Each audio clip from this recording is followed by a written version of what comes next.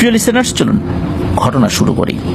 এই ঘটনার সূত্রপাত যে কবে, এই বিষয়টা খুব ভালোভাবে উনি আসলে বলতে পারেন নাই, তবে বেশ অনেক আগেই বলতে হবে, আজ থেকে 50 বছরের বেশি সময় আগে। মূলত যার পরিবারের সাথে ঘটনা ঘটেছে, তিনি এই যে আমাদেরকে যিনি ঘটনা পাঠিয়েছেন তারই মামি হন।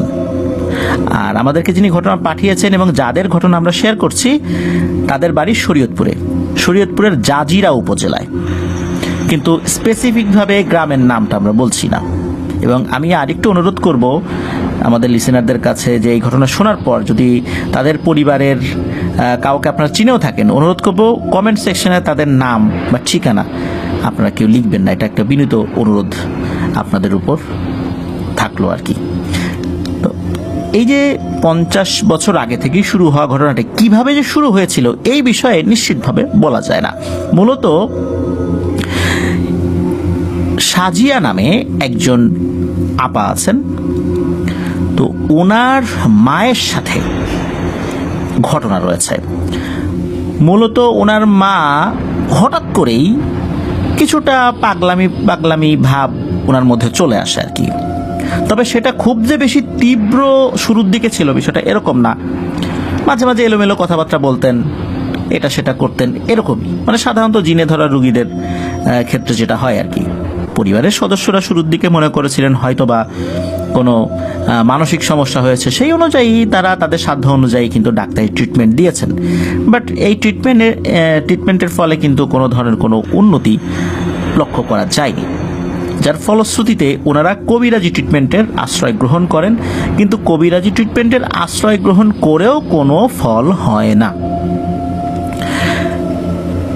মাঝে মাঝেই এমন পাগলামি করতেন এবং একটা কথা বারবার শুধু বলতেন, সেটা হলো আমারে যোদ্ধায় পাগল করছে রে। এখন এই যোদ্ধায় পাগল করছে রে, এই যোদ্ধাকে, এর জিনিসটা কি, এই বিষয়ে কোনো কিছুই জানা যায় না। কবিরাজরা অনেকবার রুকিয়া করে সেই জিনকে হাজির করার চেষ্টা করেছেন, কিন্তু কোনো লাভ হয়নি। পরে তারা তাদের মতো করে ট্রিটমেন্ট দিয়ে গেছেন। কেউ ঝাড়ফুঁক করেছেন, কেউ তাবিজ দিয়েছেন, কেউ বাড়ি বন্ধ করেছেন, মানে এক একজন এক এক রকমের ট্রিটমেন্টে পারদর্শী। তারা সেই অনুযায়ী সেই ধরনের ট্রিটমেন্ট করেছেন, বাট কোনো লাভ হয়নি। এখানে আর একটা ব্যাপারের অবতারণা করতে হয়, বিষয়টা খুবই মর্মান্তিক। সেটা হলো এই যে সাজিয়া আপা, ওনার যেই ওনার নানা কোনো ধরনের কোনো ঝামেলা ছাড়াই, মানে পারিবারিক কোনো সমস্যা না, কোনো ঝামেলা না, কিচ্ছু না, উনি পরপর 2 বার গলায় দড়ি দিয়ে সুইসাইড করতে চান। এই 2 বারই আল্লাহর অশেষ রহমতে উনি রক্ষা পেয়েছিলেন, লোকজন দেখে ফেলেছিল, আল্লাহর রহমতে উনি বেঁচে যান। ওনাকে যখন জিজ্ঞেস করা হলো যে আপনি সুইসাইড করতে গিয়েছিলেন কেন, উনি এই বিষয়ে কিছুই বলতে পারেন না। কেন করতে গিয়েছিলেন, ওনাকে যখন মূলত নামিয়ে আনা হয় ওই ফাঁসির দড়ি থেকে, এরপরে ওনাকে জিজ্ঞেস করা হয়েছে, উনি বলেন যে যখন ফাঁসির দড়ি গলায় আটকে গেছে তখনই মূলত উনি টের পেয়েছেন যে তার গলায় ফাঁসির দড়ি আটকে গেছে। এর আগে উনি কিচ্ছু বলতে পারেন না। পারিবারিক কোনো অশান্তি নাই, কিচ্ছু নাই, তারপর কেন এমনটা হলো এই বিষয়ে উনি কোনো কিছুই মনে করতে পারেন না। এরকম 2 বার হয়েছে, কিন্তু 3 বারের বার উনি সত্যি মারা যান। তৃতীয়বার মানুষ যখন তার ডেড বডি পায় একটা গাছের ডালে ঝুলন্ত অবস্থায়, আর উনি বেশ লম্বা ছিলেন, বেশ লম্বা, 6 ফুট 3-4 ইঞ্চি লম্বা ছিলেন। যেই ডালে তাকে ঝুলিয়ে দেওয়া হয়েছিল, তো দেখা গেল যে ওনার পায়ের নখ দিয়ে এমনভাবে উনি মাটির উপর আঁচড় কেটেছেন যে ওই জায়গাতে কিছু ঘাসও ছিল, ওই ঘাস একদম উঠে গিয়ে সেখানকার মাটি বেরিয়ে গেছে। মানে এমনভাবে উনি ওনার পা দিয়ে মাটির উপর আঁচড় কেটেছিলেন। অথচ উনি কিন্তু মাটির উপর যদি একটু দাঁড়াতেন তাহলে গলার ফাঁসটা হয়তো বা ওইভাবে লাগতো না, কিন্তু উনি সেটা পারেন নাই। ওনার পরিবারে কোনো ধরনের কোনো অশান্তি ছিল না, পারিবারিক কোনো সমস্যা ছিল না, উনি ঋণগ্রস্ত ছিলেন না, ব্যবসা বাণিজ্যেও যে ওনার খারাপ যাচ্ছিল বা ব্যবসা বাণিজ্যের ধস নেমেছে বিষয়টা এরকম না। তৃতীয়বারের বেলায় উনি মারা যান। এটাকে আসলে আমরা কি বলবো, এটা কি হত্যা না আত্মহত্যা? নিশ্চয়ই আমরা আত্মহত্যা বলবো না, কারণ এর আগের বারও 2 বার উনি একই কাজ করতে গিয়ে আল্লাহর রহমতে বেঁচে গিয়েছিলেন। তো এবার আল্লাহ ওইভাবেই লিখে রেখেছেন। যাই হোক, এভাবেই সাজিয়া আপার নানা কিন্তু মারা গিয়েছিলেন। সাজিয়া আপার নানির ভেতরে কিছু সমস্যা ছিল, যেটা তার মায়ের ভেতরে চলে আসছিল এবং মা থেকে উনি পান। এই যে এই সমস্যাটা শুরু হয়ে গেল, এই সমস্যা নিয়ে পরিবারের সদস্যদের আক্ষেপ, হতাশা, চিন্তা কোনো কিছুরই শেষ ছিল না। এর আসলে শেষ কোথায় ওনারা কেউ জানতেন না। যাই হোক, এই যে সাজিয়া আপা, ওনার যখন বিয়ে হয়ে যায়, ওনার বিয়ের প্রায় বছর খানেকের মাথায় ওনার সন্তানাদি হয়। তো ওনার সন্তানাদি শুরুর দিকে সব স্বাভাবিকই ছিল। সাজিয়া আপার ভেতরে এই ধরনের সমস্যা তো ট্রান্সফার হয় তার মায়ের দিককার পরিবারের কাছ থেকে। তো এরপর ওনার সন্তানাদি বড় হতে থাকে, আর ওনার মধ্যেও কিন্তু ওই পাগলামিগুলো চলতে থাকে।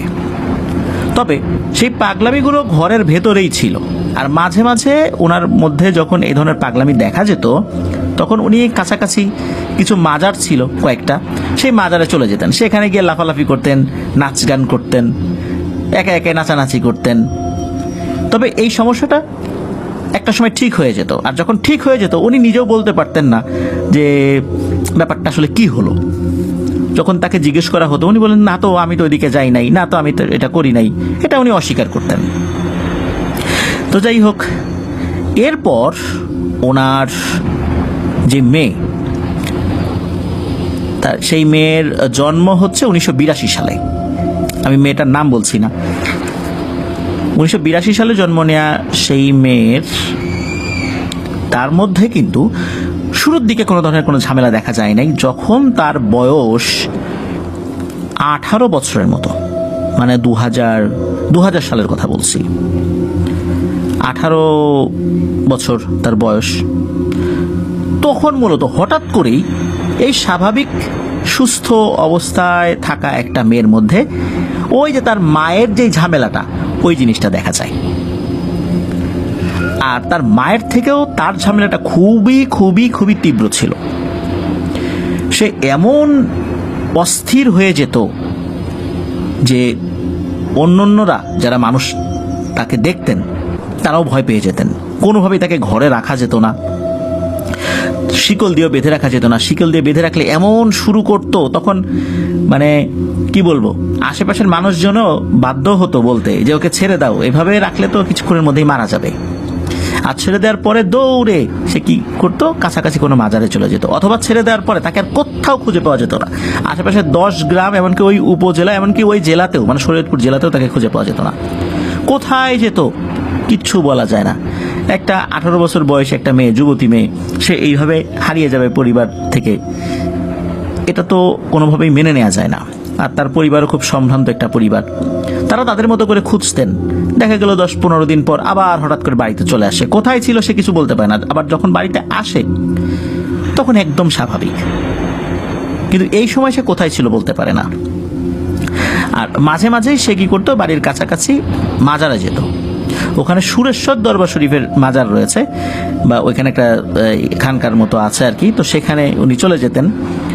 ওখানে একটা ছেলে আসতো, উনি মূলত বেবি ট্যাক্সি চালাতো। এখন তো বেবি ট্যাক্সি দেখা যায় না, আগে কিন্তু টেম্পু ছিল, বেবি ছিল। তো এখনকার যে সিএনজিগুলো, এই সিএনজিগুলোর সাথে মিল রয়েছে ওই বেবি ট্যাক্সিগুলোর। আর আমরা যে ট্যাক্সিগুলোতে চড়েছি সেগুলোতে দেখা যেত যে পেছন দিকে লম্বা বেঞ্চের মতো 2টো বেঞ্চ থাকতো। এখন এই যে লেগুনা টাইপের যেগুলো ছিল আর কি, তো ওই রকম আর কি। আর ড্রাইভারের পাশে 2 জন বসতে পারতেন। তো এইগুলো হলো আমরা বলতাম ট্যাক্সি, আর বা টেম্পু বলতাম।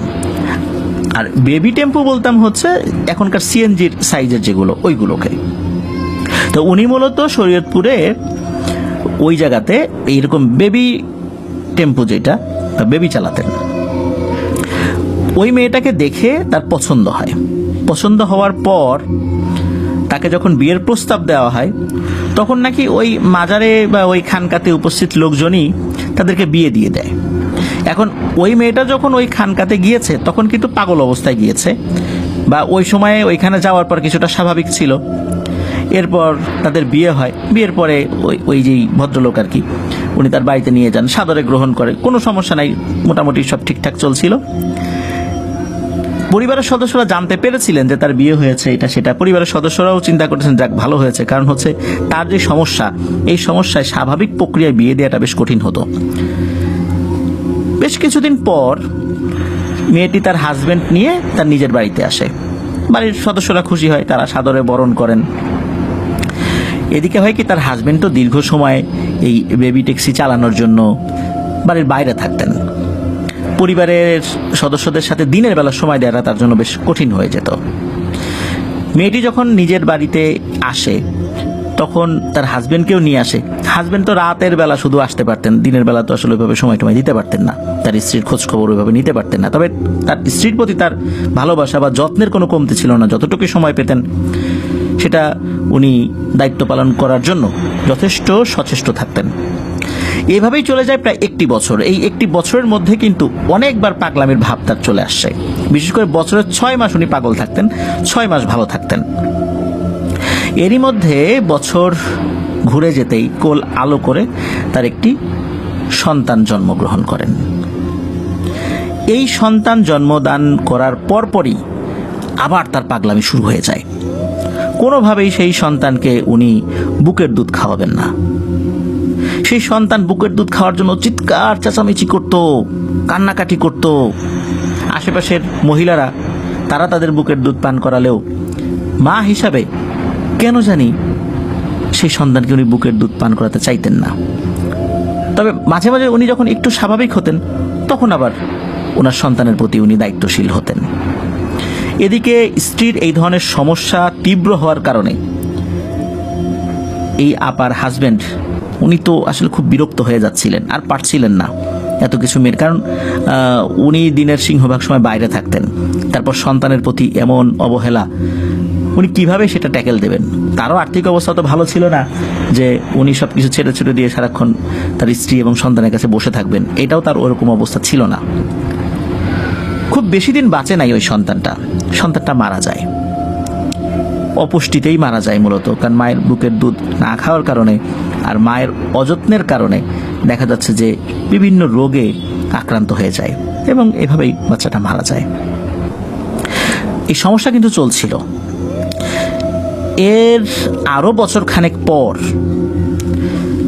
আর একটা সন্তানের জন্ম তিনি দেন। সন্তানটি কন্যা সন্তান ছিল। তো এই সন্তানের বেলাও একই ধরনের সমস্যা। ওই সন্তান কত যে কান্নাকাটি করেছে, আমাদেরকে যিনি ঘটনা পাঠিয়েছেন উনি নিজেও বলেছেন যে এই দৃশ্য দেখার পর এমন কোনো মানুষ নাই তার চোখ দিয়ে পানি পড়ে নেই।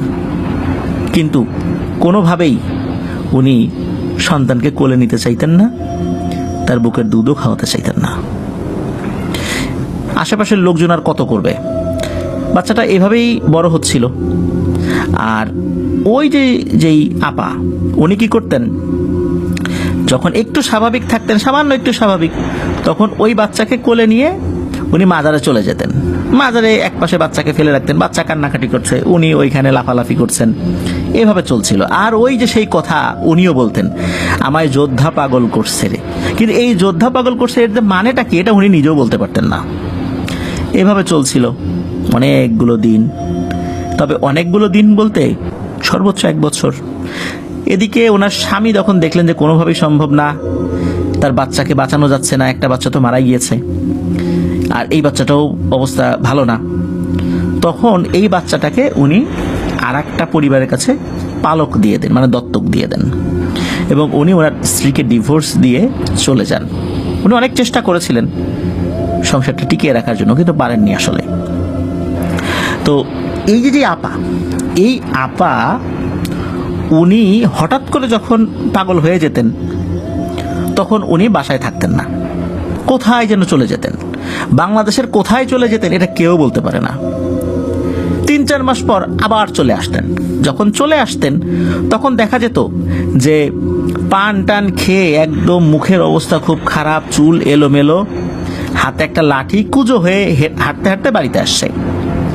আর তার পিঠে একটা ঝোলা। এসে বাড়ির সদস্যদেরকে বলতেন যে আমি খুব ক্ষুধার্ত, আমাকে একটু খাবার দিবি। পরিবারের সদস্যরা তাকে ধরে ঘরে নিয়ে যেতেন, তারপর গোসল টোসল করিয়ে আবার স্বাভাবিক করতেন। মাসখানেক স্বাভাবিক থাকার পর আবার এই সমস্যা হতো। এরপর কি হলো, আলাদা একটা ঘর তৈরি করা হলো ওনার জন্য, এবং ওই ঘরে অ্যাটাচ ওয়াশরুম সহ সবকিছু করা হলো। ওই ঘরে ওনাকে বন্দি করে রাখা হতো সারাদিন। যখন ওনাকে বন্দি করে রাখা হতো তখন ওই ঘরে এমন পিনপতন নীরবতা থাকতো, দিনের বেলাতেও মনে হতো ওই ঘরের মধ্যে ভয়ঙ্কর কোনো কিছু রয়েছে, এক্ষুনি দরজা জানালা ভেঙে চলে আসবে, কিন্তু কোনো শব্দ নাই। কিন্তু এমন একটা ভয়ঙ্কর নীরবতা বিরাজ করতো ওই ঘরের ভেতরে এবং আশেপাশে। উনি যখন একটু স্বাভাবিক হতেন, সবার সাথে স্বাভাবিকভাবে কথা বলতেন, সবার সাথে স্বাভাবিক আচরণ করতেন। কিন্তু যখনই উনি একটু পাগলামি ভাব দেখা যেত ওনার মধ্যে, সাথে সাথে ঘরে তাকে বন্দি করে ফেলা হতো, শিকল লাগিয়ে দেওয়া হতো মাঝে মধ্যেই। যখন শিকল লাগিয়ে দেওয়া হতো তখন আবার উনি দেখা যেত যে একটু স্বাভাবিক আচরণ করেন। তখন পরিবারের সদস্যরা মনে করে যে মনে হয় একটু স্বাভাবিক হয়ে গেছে, এখন আবার মাসখানেক স্বাভাবিক থাকবে। যখনই শিকল খুলে দেওয়া হতো 2-3 দিন স্বাভাবিক থাকতেন, এরপর দেখা যেত উনি নাই, কোথায় গেছে কেউ জানে না। আবার 3-4 মাস পরে ফেরত আসতেন। এভাবেই চলছে তার দিন। প্রিয় লিসেনার্স, আপনারা শুনলে কষ্ট পাবেন, উনি এখনো বন্দী অবস্থাতেই রয়েছেন, এখনো তাকে বন্দী করে রাখা হয়েছে। বহু চেষ্টা করা হয়েছে, তাকে সুস্থ করা যায় নাই। পাগল হয়ে গেলে সেই কথা বলে, আমায় যোদ্ধা পাগল করছে রে। এরপরে আসি, ওনারই খালা মানে ওনার মায়ের বোন আর কি, তার মধ্যেও এই সমস্যা ট্রান্সফার হয়ে যায়। তিনিও একই রকম আচরণ শুরু করেন, তবে তাদের সমস্যা এই আপার মতো অতটা তীব্র নয় যতটা এনার মধ্যে দেখা গিয়েছিল। এরপর আসি এই আপারই আপন ছোট বোনের কথা। তার মধ্যে এই সমস্যা দেখা দিয়েছে, তবে অল্প বিস্তর। আমি এখন এই 2025 সালের কথা বলছি। অল্প বিস্তর দেখা দিয়েছে। যেমন সে কিছুটা এলোমেলো কথা বলে, রাতের বেলা একা বিড়বিড় করে কথা বলে, এবং পরিবারের সদস্যদেরকে বলে যে আমাকে বিয়ে দিয়ে দাও। একটা বাজারের কথা বলে, ওই বাজারে একটা ছেলে রয়েছে, সেই ছেলেকে তার পছন্দ, তার সাথে তার বিয়ে দিতে হবে। কিন্তু ওই বাজারে সে কখনো যায়ই নাই, ওই ছেলেকে সে কখনো দেখেও নাই, এমনকি ওই ছেলেও এই মেয়ের কথা জানে না। তারা খোঁজ খবর নিয়েছে যে হ্যাঁ ওই বাজারে এরকম একটা ছেলে আছে, এরকম কাজ করে, কিন্তু ওই ছেলে তো এই মেয়েকে চেনে না। এইরকম ভাবে মানে কাউকে কখনো না দেখেই তাকে পছন্দ হয়েছে, বিয়ের কথা বলছে। অদ্ভুত ব্যাপার। ওই বাজারে কোন দোকানে সেই ছেলে থাকে, কি কাজ করে সেটাও বলছে পরিবারকে। তো তার সমস্যাটা এতটা তীব্র না হলেও আস্তে আস্তে সেটা প্রকট হচ্ছে। এবং আরো অদ্ভুত ব্যাপার হচ্ছে, ওই পরিবারের ছেলে সদস্যদের মধ্যে কিন্তু এই কোনো সমস্যা নাই, এ ধরনের কোনো সমস্যা দেখা যায় নাই, কিন্তু শুধু ওই পরিবারের নারী সদস্যদের মধ্যে এই বিষয়টা বংশানুক্রমে ট্রান্সফার হচ্ছে, যেটা সমাধান কেউ করতে পারে নাই আজ পর্যন্ত না। এবং এটার যে কি নির্মম পরিণতি এটা ওনারা ভোগ করছেন। এই 2025 সালের আজকের 31শে জানুয়ারির কথা যখন বলছি, এই সময়ও সেই আপা ঘরের মধ্যে বন্দী রয়েছেন, এবং বন্দী অবস্থাতেই উনি কাটাচ্ছেন। ওনার সেই সন্তানের যে কি হয়েছে একবারের জন্য জিজ্ঞেসও করেন না, তার প্রতি তার কোনো ফিলিংসও নাই। প্রিয় লিসেনার্স, আজকের ঘটনার শুরুর দিকে একজনের কথা বলেছি যিনি আত্মহত্যা করেছেন বলে আমরা সবসময় বলি, বা আমাদের ঘটনা শুনলেও তো মনে হতে পারে উনি আত্মহত্যা করেছেন। এবং আশেপাশের লোকজনকে যদি জিজ্ঞেস করা যায় উনি মারা গেল কেউ, সবাই বলে আত্মহত্যাই করেছেন। কিন্তু আপনাদের কি মনে হয় উনি আত্মহত্যা করেছেন? এটা কি আত্মহত্যা নাকি হত্যা? এই হত্যাটা হয়তোবা কোনো মানুষ করে নাই, কিন্তু কোনো সুপার ন্যাচারাল এন্টিটি তো এর সাথে জড়িত, তাই না? এর আগে আমি এই ধরনের একটা ঘটনার প্রেক্ষাপটে আত্মহত্যার বিভিন্ন বিষয়গুলো তুলে ধরেছিলাম। এরপর বিভিন্ন ধরনের নেতিবাচক কমেন্ট আমার কাছে আসে, আমি দেখি, আমার কাছে ইমেইল আসে যে আমরা আত্মহত্যার যেই ব্যাপারটা এটাকে উৎসাহ দিচ্ছি। না প্রিয় লিসেনার্স, আমরা উৎসাহ দিচ্ছি না, আমরা সত্য ব্যাপারটা তুলে ধরছি। সব আত্মহত্যা আত্মহত্যা নয়, সব আত্মহত্যা নয়, কিছু আত্মহত্যা হত্যা, যেটার সাথে কোনো মানুষ জড়িত নয়, সুপার ন্যাচারাল এন্টিটি জড়িত। এই জন্য আমরা অনেক সময় দেখি কারো কোনো সমস্যা নাই, কিচ্ছু নাই, পারিবারিক অশান্তি নাই, টাকা পয়সা নিয়ে কোনো সমস্যা নাই, মানসিক অস্থিরতা নাই, একদম স্বাভাবিক, কিন্তু উনি আত্মহত্যা করেছেন। যখনই আমরা এই ধরনের ঘটনা শুনবো তখনই বুঝতে হবে কোন একটা ব্যাপার নিশ্চয়ই রয়েছে। আল্লাহ ওই ব্যক্তিদেরকে ক্ষমা করুন, কেননা ওনারা তো স্বেচ্ছায় কাজটি করেননি। আল্লাহ তো জানেন, আমরা জানি না। এই জন্য কারো আত্মহত্যার খবর শুনলেই তিনি জাহান্নামী এই টাইপের কথাবার্তা যেন আমরা না বলি। আমরা কি জানি যে আসলে কি ঘটেছিল? আমরা কিন্তু জানি না। এই জন্য আমরা তাদের শানে কথা বলার ক্ষেত্রেও যথাযথ শব্দ চয়ন করার চেষ্টা করব, যেহেতু আমরা জানি না, আমরা নিশ্চিত নই। আল্লাহ তো জানেন, আল্লাহর অজানা কিছু নাই। আল্লাহ তাদের সাথে কি আচরণ করবেন এটা আল্লাহ ফয়সালা করবেন। কিন্তু এই ধরনের বিপদ থেকে বেঁচে থাকার জন্য আমরা সবসময় আমল করার চেষ্টা করব। আর কিছু কিছু তো আত্মহত্যাই, মানুষ হতাশার কারণে, বিভিন্ন কারণে আত্মহত্যা করেন। এটা মস্ত বড় একটা কবিরা গুনাহ। তবে যারা আত্মহত্যা করেন তাদের রুহের উদ্দেশ্যে দোয়া করা জায়েজ রয়েছে, যেটা রাসূল সাল্লাল্লাহু আলাইহি ওয়াসাল্লাম অনুমতি দিয়েছিলেন এবং এটা হাদিস দ্বারা প্রমাণিত। তবে তারা বড় কবিরা গুনাহ করেছেন, এর জন্য তাদেরকে শাস্তি পেতে হবে। আল্লাহ তাআলা তাদেরকে শাস্তি দেবেন। আল্লাহ তাআলা চাইলে শাস্তি কমাতেও পারেন, বাড়াতেও পারেন, ক্ষমাও করে দিতে পারেন, কিন্তু শাস্তি হবে, এটা হাদিস দ্বারা প্রমাণিত। প্রিয় লিসেনার্স, আল্লাহ আমাদেরকে হেফাজত করুন। আর আজকের ঘটনা যেটা আমি আপনাদের সামনে উপস্থাপন করলাম, স্পেসিফিকভাবে আমি চাইলে বলতে পারতাম একদম কোন বাড়ি, তার নাম, বাবার নাম, মায়ের নাম সহ, যেটা আমাকে বলা হয়েছে। কিন্তু যেহেতু বিষয়টা এখনো চলমান রয়েছে, এই জন্য আমি এত বিস্তারিতভাবে বলতে পারলাম না বলে আন্তরিকভাবে দুঃখ প্রকাশ করছি। যিনি আমাদেরকে ঘটনা পাঠিয়েছেন, উনি এর আগে আমাদেরকে ঘটনা পাঠিয়েছেন, আলহামদুলিল্লাহ অনেক ভালো ভালো ঘটনা পাঠিয়েছেন উনি। এমনকি ওই ঘটনার কিছু কিছু ব্যাপার রয়েছে যেটা এই ঘটনার সাথে রিলেটেড ছিল। মানে কিছু কবিরাজের কাছে নিয়ে যাওয়া হয়েছে, তারা ওই ঘটনা সলভ করেছিলেন আল্লাহর রহমতে। তারাও কিন্তু এই ঘটনার সাথে রিলেটেড ছিলেন, কিন্তু ওটা বললে তো আপনারা বুঝে যেতেন যে আসলে ব্যাপারটা কোথায় হয়েছে। এই জন্য আমি বলতে পারি নাই। প্রিয় লিসেনার্স, চলুন আমরা চলে যাব আমাদের এবার এপিসোডের পরবর্তী আরও একটি নতুন ঘটনা।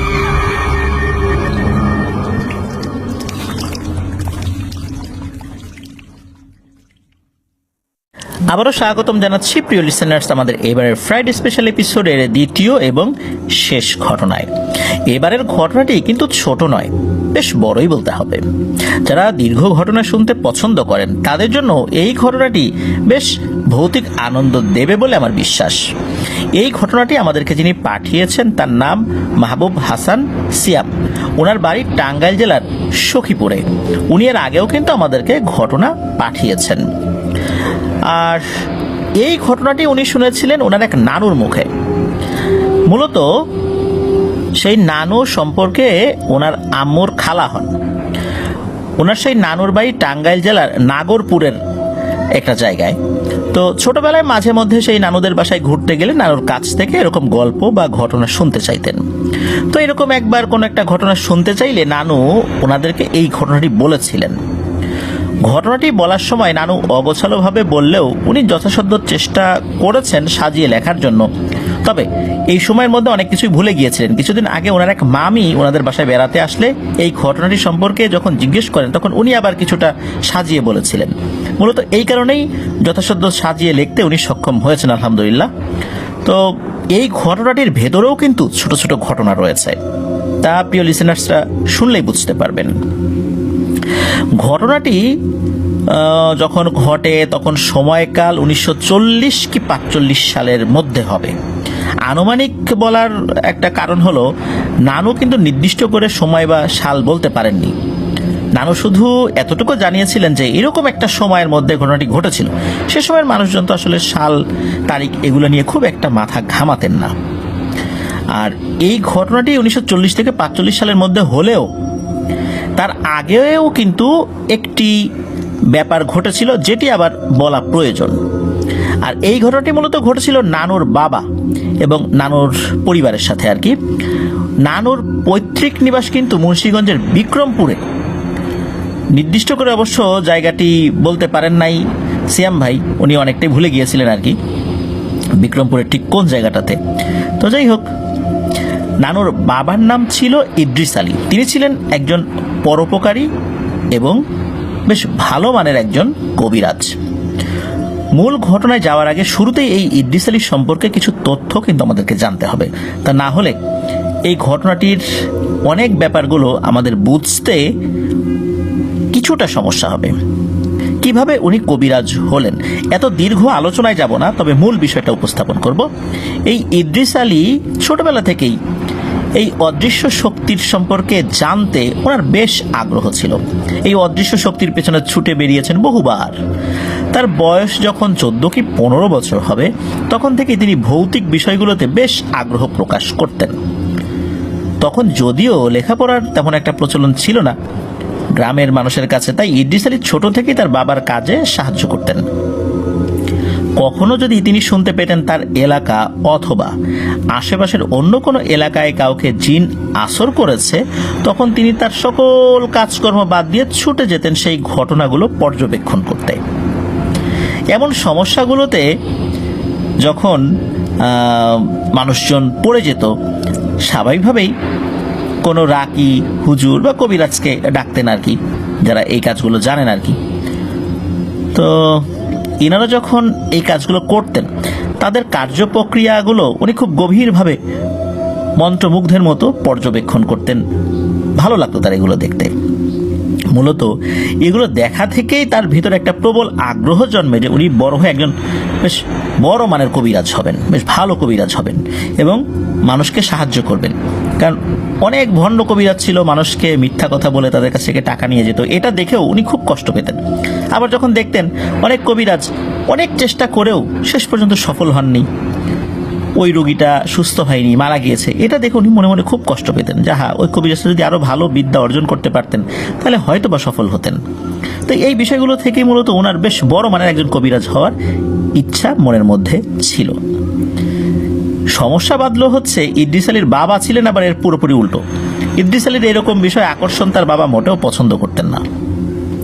তার বাবা জানতেন যে এই বিদ্যার শেষ পরিণতি অনেকের জন্যই খুব ভালো হয় না।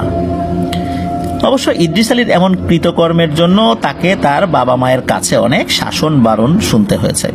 কিন্তু কে শোনে কার কথা? এই বিষয়গুলো যে ইদ্রিস আলীর মনের মধ্যে এমনভাবে গেঁথে গিয়েছে, আর এর ফলে এটা যে একটা চরম নেশায় রূপ নিয়েছে, এটা তার মা বাবা ভালোই বুঝতে পেরেছিলেন। একবার কি হয়, তার মা বাবা বেশ মারধর করে তাকে। মনের দুঃখে ইদ্রিস আলী বাড়ি থেকে পালিয়ে চলে যান। ইদ্রিস আলী পালিয়ে সিলেটে চলে আসেন। মূলত সিলেটে চলে আসেন এর পেছনে কারণ হলো উনি শুনেছিলেন যে সিলেটে অনেক ভালো মানের কবিরাজ রয়েছে, তাদের কাছ থেকে অনেক কিছু শেখা যেতে পারে। মূলত তার সেই মনের ইচ্ছা পূরণ করার আশাই সিলেটে চলে এসেছিলেন। পালিয়ে আসার সময় অনেক পথ পায়ে হেঁটে আবার যানবাহনে করে বিভিন্ন মাধ্যমে কষ্ট করতে করতে সিলেট শহরে এসে পৌঁছান। সিলেটে আসার পর শুরুর দিকে অনেক কষ্ট করতে হয়েছে, এখানে সেখানে শুয়েছিলেন, মাজারে শুয়েছিলেন, তাছাড়া তো আর জায়গা নাই, মসজিদের বারান্দায় শুয়েছিলেন। এভাবে আস্তে আস্তে পর্যায়ক্রমে বিভিন্ন কবিরাজ তান্ত্রিকদের সাথে পরিচয় হয়। কিন্তু দেখা যেত সেই কবিরাজগুলো টাকার জন্য ব্ল্যাক ম্যাজিক করে কাউকে মেরে ফেলতেও কোনো দ্বিধাবোধ করে না। তখন ইদ্রিস আলী বুঝতে পারতেন যে এরা খারাপ মানুষ, এদের কাছ থেকে তিনি ভালো কিছু শিখবেন না, বরং এদের কাছে থাকলে এই খারাপ বিষয়গুলোই ওনার মনের মধ্যে চলে আসবে, আর এগুলো উনি পছন্দ করেন না। অনেক তান্ত্রিক আবার তাকে দিয়ে অসৎ কাজ করাতে চাইতো, যেমন কোনো শ্মশান থেকে ছাই সংগ্রহ, কোনো কবর থেকে লাশের কাফনের কাপড় সংগ্রহ করে দিতে বলতো। ওই দুষ্ট তান্ত্রিকরা বলতো এই কাজগুলো করে দিতে পারলে ইদ্রিস আলীকে সকল বিদ্যা শিখিয়ে দেবে।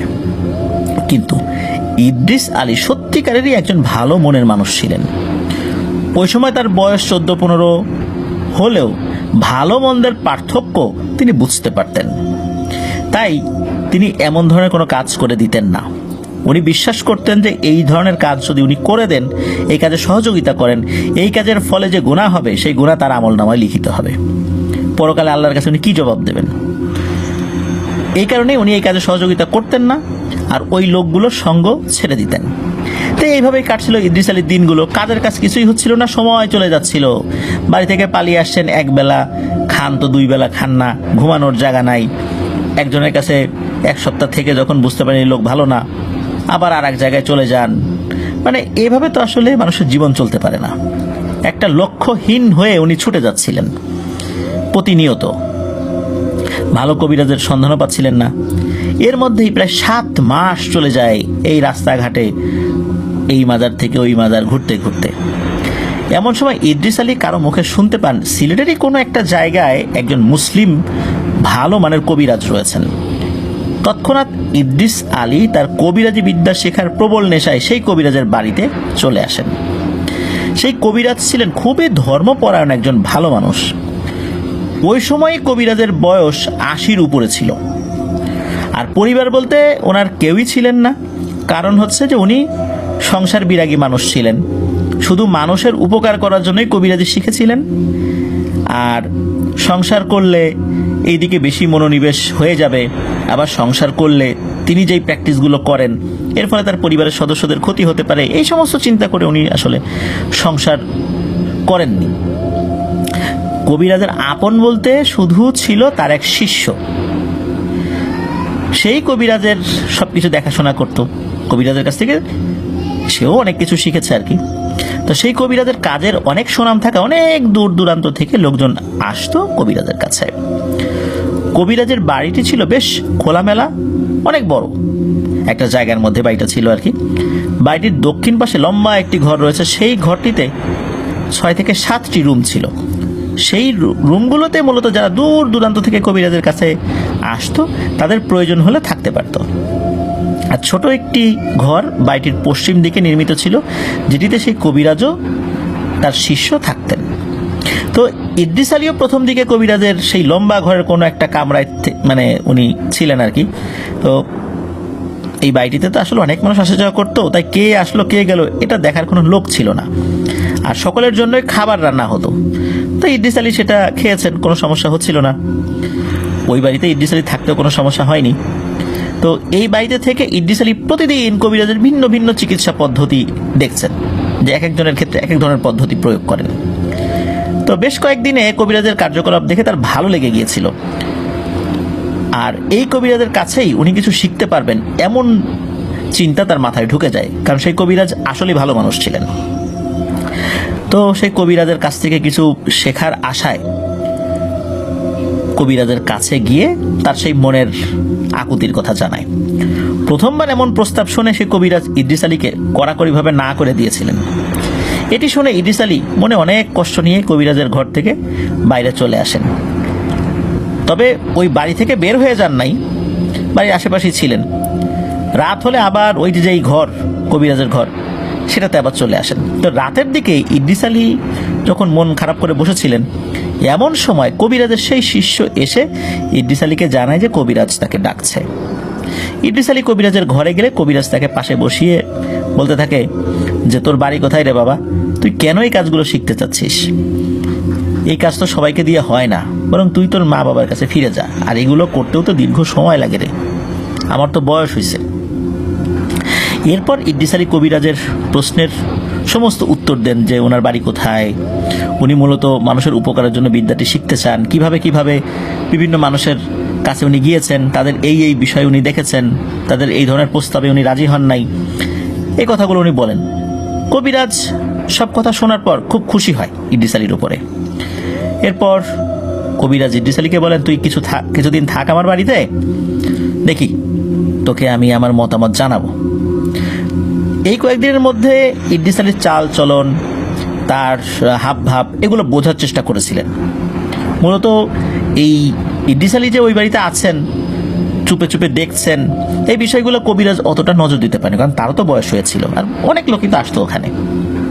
কিন্তু এই কয়েকদিন তাকে খুব ভালো করে অবজার্ভ করেছিলেন কবিরাজ। তো এরপর কবিরাজ বুঝতে পারলেন যে এই ছেলেটি আসলেই ভালো। কবিরাজ ইদ্রিস আলীকে শিষ্য হিসাবে গ্রহণ করেন। তারপর থেকেই ইদ্রিস আলী তার কবিরাজি বিদ্যা অর্জন করতে শুরু করেন। আল্লাহর অশেষ রহমতে প্রবল ইচ্ছাশক্তির কারণে ইদ্রিস আলী খুব সহজেই এবং অল্প সময়ের মধ্যেই তার ওস্তাদের কাছ থেকে অল্প কিছু বছরের মধ্যেই অনেক কিছু শিখে ফেলেছিলেন আলহামদুলিল্লাহ। এমন করে কবিরাজের সাথে থাকতে থাকতে তিনি অনেক কম সময়ে বেশ বড় বড় বিদ্যা অর্জন করতে সক্ষম হন। মাঝে মাঝে এমন হতো, কোনো একটা রুগী আসলে কবিরাজ উনি বসে থাকতেন, আর ইদ্রিস আলীকে বলতেন যে বাবা তুই কাজটি করতো। তো এরকম হাতে কলমে অনেক কিছু শিখিয়েছিলেন সেই কবিরাজ ইদ্রিস আলীকে। এই কারণে মূলত অনেক কম সময়ে বেশ বড় বড় বিদ্যা অর্জন করতে সক্ষম হয়েছিলেন। আর তার এই একাগ্রতা দেখে এবং তার মানুষের প্রতি ভালোবাসা দেখে কবিরাজও তাকে অনেক ভালোবাসতেন। মূলত কবিরাজের তো অনেক বয়স হয়ে গিয়েছিল, তো কবিরাজ চিন্তা করেছিলেন ওনার যেহেতু কোনো সন্তানাদি নাই, উনি বিয়ে শাদী করেন নাই, তো তার এই বিদ্যাটা এমন কাউকে শিখিয়ে যেতে যারা সত্যিকার অর্থে ভালো মানুষ এবং মানুষের উপকারের জন্য এই বিদ্যাটা প্রয়োগ করবে, কখনোই লোভের বশবর্তী হয়ে কারো ক্ষতি করবে না। আর কবিরাজ বিশ্বাস করতেন যে এই কাজ যদি ভালো মানুষকে উনি শিখিয়ে যান, তাহলে এই ভালো কাজের বদৌলতে যে সওয়াব হবে, উনি কবরে বসেও সেই সওয়াব পেতে থাকবেন। কারণ ওর তো বয়স হয়ে গিয়েছিল, আগের মতো ওই রকম কাজ উনি করতে পারতেন না। আর তাছাড়া একটা হাদিসে বর্ণিত রয়েছে যে মানুষের মৃত্যুর পর 3টা জিনিস তার কবরে যেতে থাকে সদগায়ে জারিয়া হিসাবে। তার মধ্যে একটা হচ্ছে এমন কোনো এলেম, যেই এলেম যদি কাউকে শিখিয়ে দেওয়া হয় তিনি সেই আমল করবেন, তার থেকে সওয়াব পাবেন, তার ভাগিদার যিনি শেখালেন তারও হতে থাকবে। আবার যিনি শিখলেন পরবর্তীতে তিনি যদি আরেকজনকে শেখান, যিনি আমল করলেন তিনিও সওয়াব পাবেন, যিনি শেখালেন তাকে আবার যিনি শিখিয়েছেন, এরকম করে সবাই সওয়াব পেতে থাকবে। মূলত এই উদ্দেশ্যেই কবিরাজ ভালো মানুষ খোঁজ করছিলেন। একজন শিষ্য পেয়ে গিয়েছিলেন, আরেকজন যেহেতু পেয়ে গেলেন, তো কবিরাজ এই জন্যই তাকে খুব ভালোবাসতেন। এভাবে প্রায় 12 থেকে 13টি বছর ইদ্রিস আলী কবিরাজের সাথে থেকেই কাটিয়ে দেন। পরবর্তীতে কবিরাজ একদিন ইদ্রিস আলীকে ডেকে কিছু কথা বলেন। যে কবিরাজ বলছিলেন যে দেখ ইদ্রিস, আমার জানা সকল বিদ্যা ইতোমধ্যে তুই শিখে ফেলেছিস, তাই আমি চাই যে তুই তোর নিজ বাড়িতে গিয়ে এলাকার মানুষদের সেবা কর। এলাকার মানুষের তোর কিন্তু শেখানোর বা তোর তরফ থেকে কিছু দেওয়ার অনেক জিনিস আছে, তুই সেখানে গিয়ে মানুষের উপকার কর, কারণ তোর উপরে তাদের হক আছে। তুই যা, বাড়িতে যা, তোর মা বাবার কাছে ফেরত যা। তো ইদ্রিস আলী ওস্তাদের কাছ থেকে অনুমতি নিয়ে নিজ বাড়িতে ফেরত যাওয়ার সিদ্ধান্ত নেন। ওস্তাদের কাছ থেকে বিদায় নেওয়ার সময় কবিরাজ ইদ্রিস আলীর প্রতি এতটাই খুশি ছিলেন যে কবিরাজের সাথে থাকা একজন নেককার শক্তিশালী জিনকে ইদ্রিস আলীকে উপহার দেন, এবং ওই জিনের আন্ডারেও আরও শক্তিশালী জিন ছিল। এবং সেই জিনকে বলে দেন যে আমার তো বয়স শেষ হয়ে গেছে, আমার পরে তোমার আনুগত্যের জায়গাটা ইদ্রিস আলী হবে। আমার ইন্তেকাল হয়ে যাওয়ার পর তুমি ইদ্রিস আলীর আনুগত্য করবা, এখন থেকে আনুগত্য করবা, তবে আমি হয়তো আর বেশি দিন বাঁচবো না। তো জিনও প্রতিশ্রুতি দিয়েছিল যে হ্যাঁ, আমি এখন থেকে ইদ্রিস আলীর আনুগত্য করব, আর ইদ্রিস আলী যদি কখনো কোনো অন্যায় কথা বলেও আমি সেটা শুনবো না, এই বিষয়েও কিন্তু ওয়াদা করিয়েছিলেন ওই কবিরাজ। তো এভাবেই ইদ্রিস আলীকে একটা শক্তিশালী জিনকে তার সাথে দিয়ে বিদায় দিয়েছিলেন। তো ইদ্রিস আলী যখন বাড়িতে ফেরত আসছেন, তখন তো মানুষজন তাকে চেনে না। ওই সময়ে তারা ধরেই নিয়েছিলেন যে ইদ্রিস আলী হয়তো মারা গেছে বা কোথাও হারিয়ে গেছে। দীর্ঘ প্রায় 12-13 বছর পর হঠাৎ একদিন ইদ্রিস আলী তার নিজ বাড়িতে এসে যখন হাজির হয়েছেন, লোকজন যখন চিনতে পারছিলেন না, পরে আস্তে আস্তে বুঝতে পেরেছিলেন, সবাই পরিচয় মানে কিভাবে উনি কি করেছিলেন সব কিছু বলেন।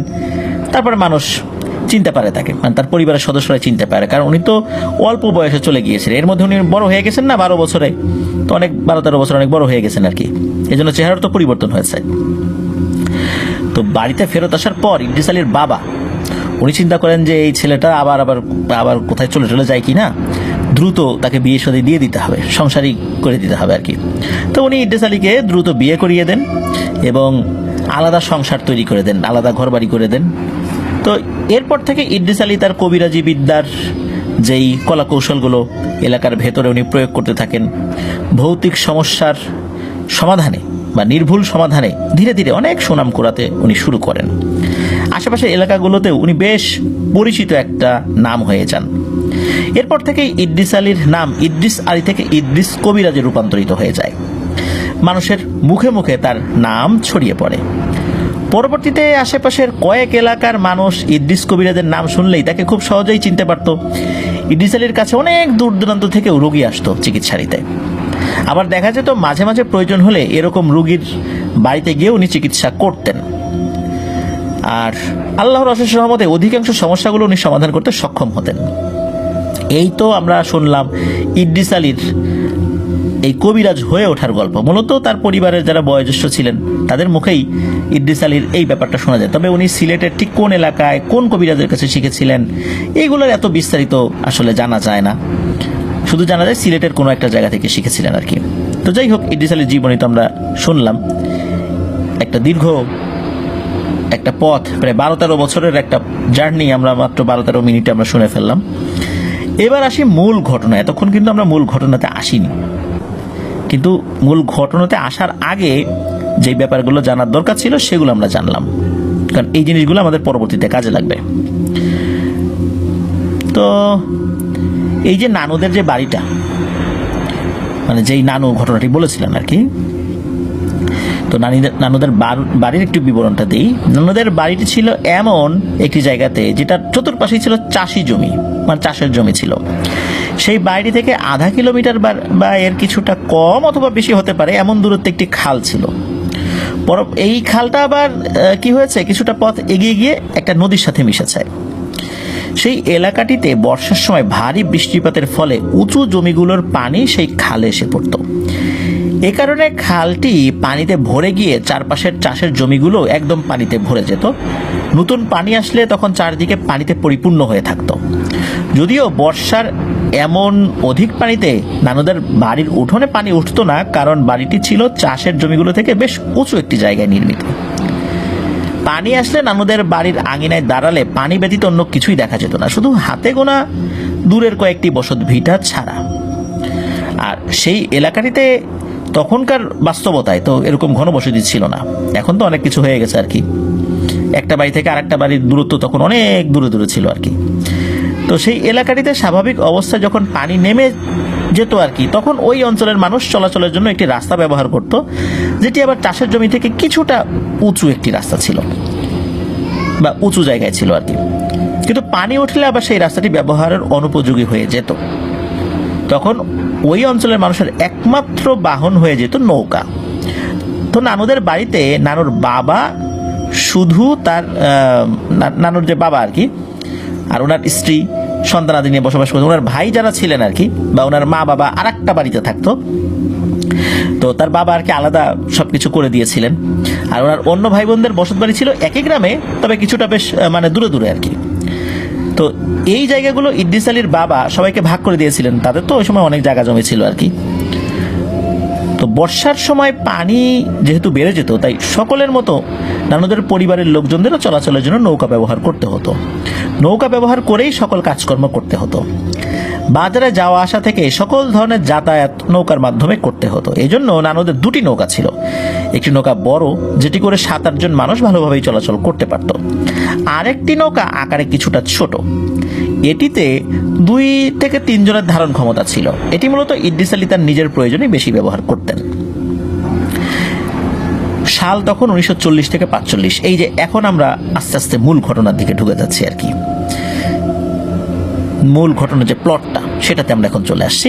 তো ওই সময় এতদিনে ইদ্রিস আলীর ঘরে 2 পুত্র সন্তান সহ নানুর জন্ম হয়েছে, মানে যেই নানু ঘটনাটি বলেছেন আর কি। তখন নানুর বয়স 8 কি 9 বছর হবে। নানু ছোট থেকেই দেখতে পেতেন যে তার বাবা অনেক পরিশ্রমী একজন মানুষ। এই যে ইদ্রিস আলী নিজের কিছু জমিতে চাষাবাসের কাজ করে জীবিকা নির্বাহ করতেন, আর পাশাপাশি মানুষের উপকার করার জন্য কবিরাজি কাজও করতেন। মানুষের কাছ থেকে উনি কোনো টাকা পয়সা নিতে চাইতেন না, উনি কৃষিকাজ করেই মূলত জীবিকা নির্বাহ করতে চাইতেন। মাঝে মাঝে অনেক মানুষ চিকিৎসার জন্য নানুদের বাড়িতে আসতেন আর কি।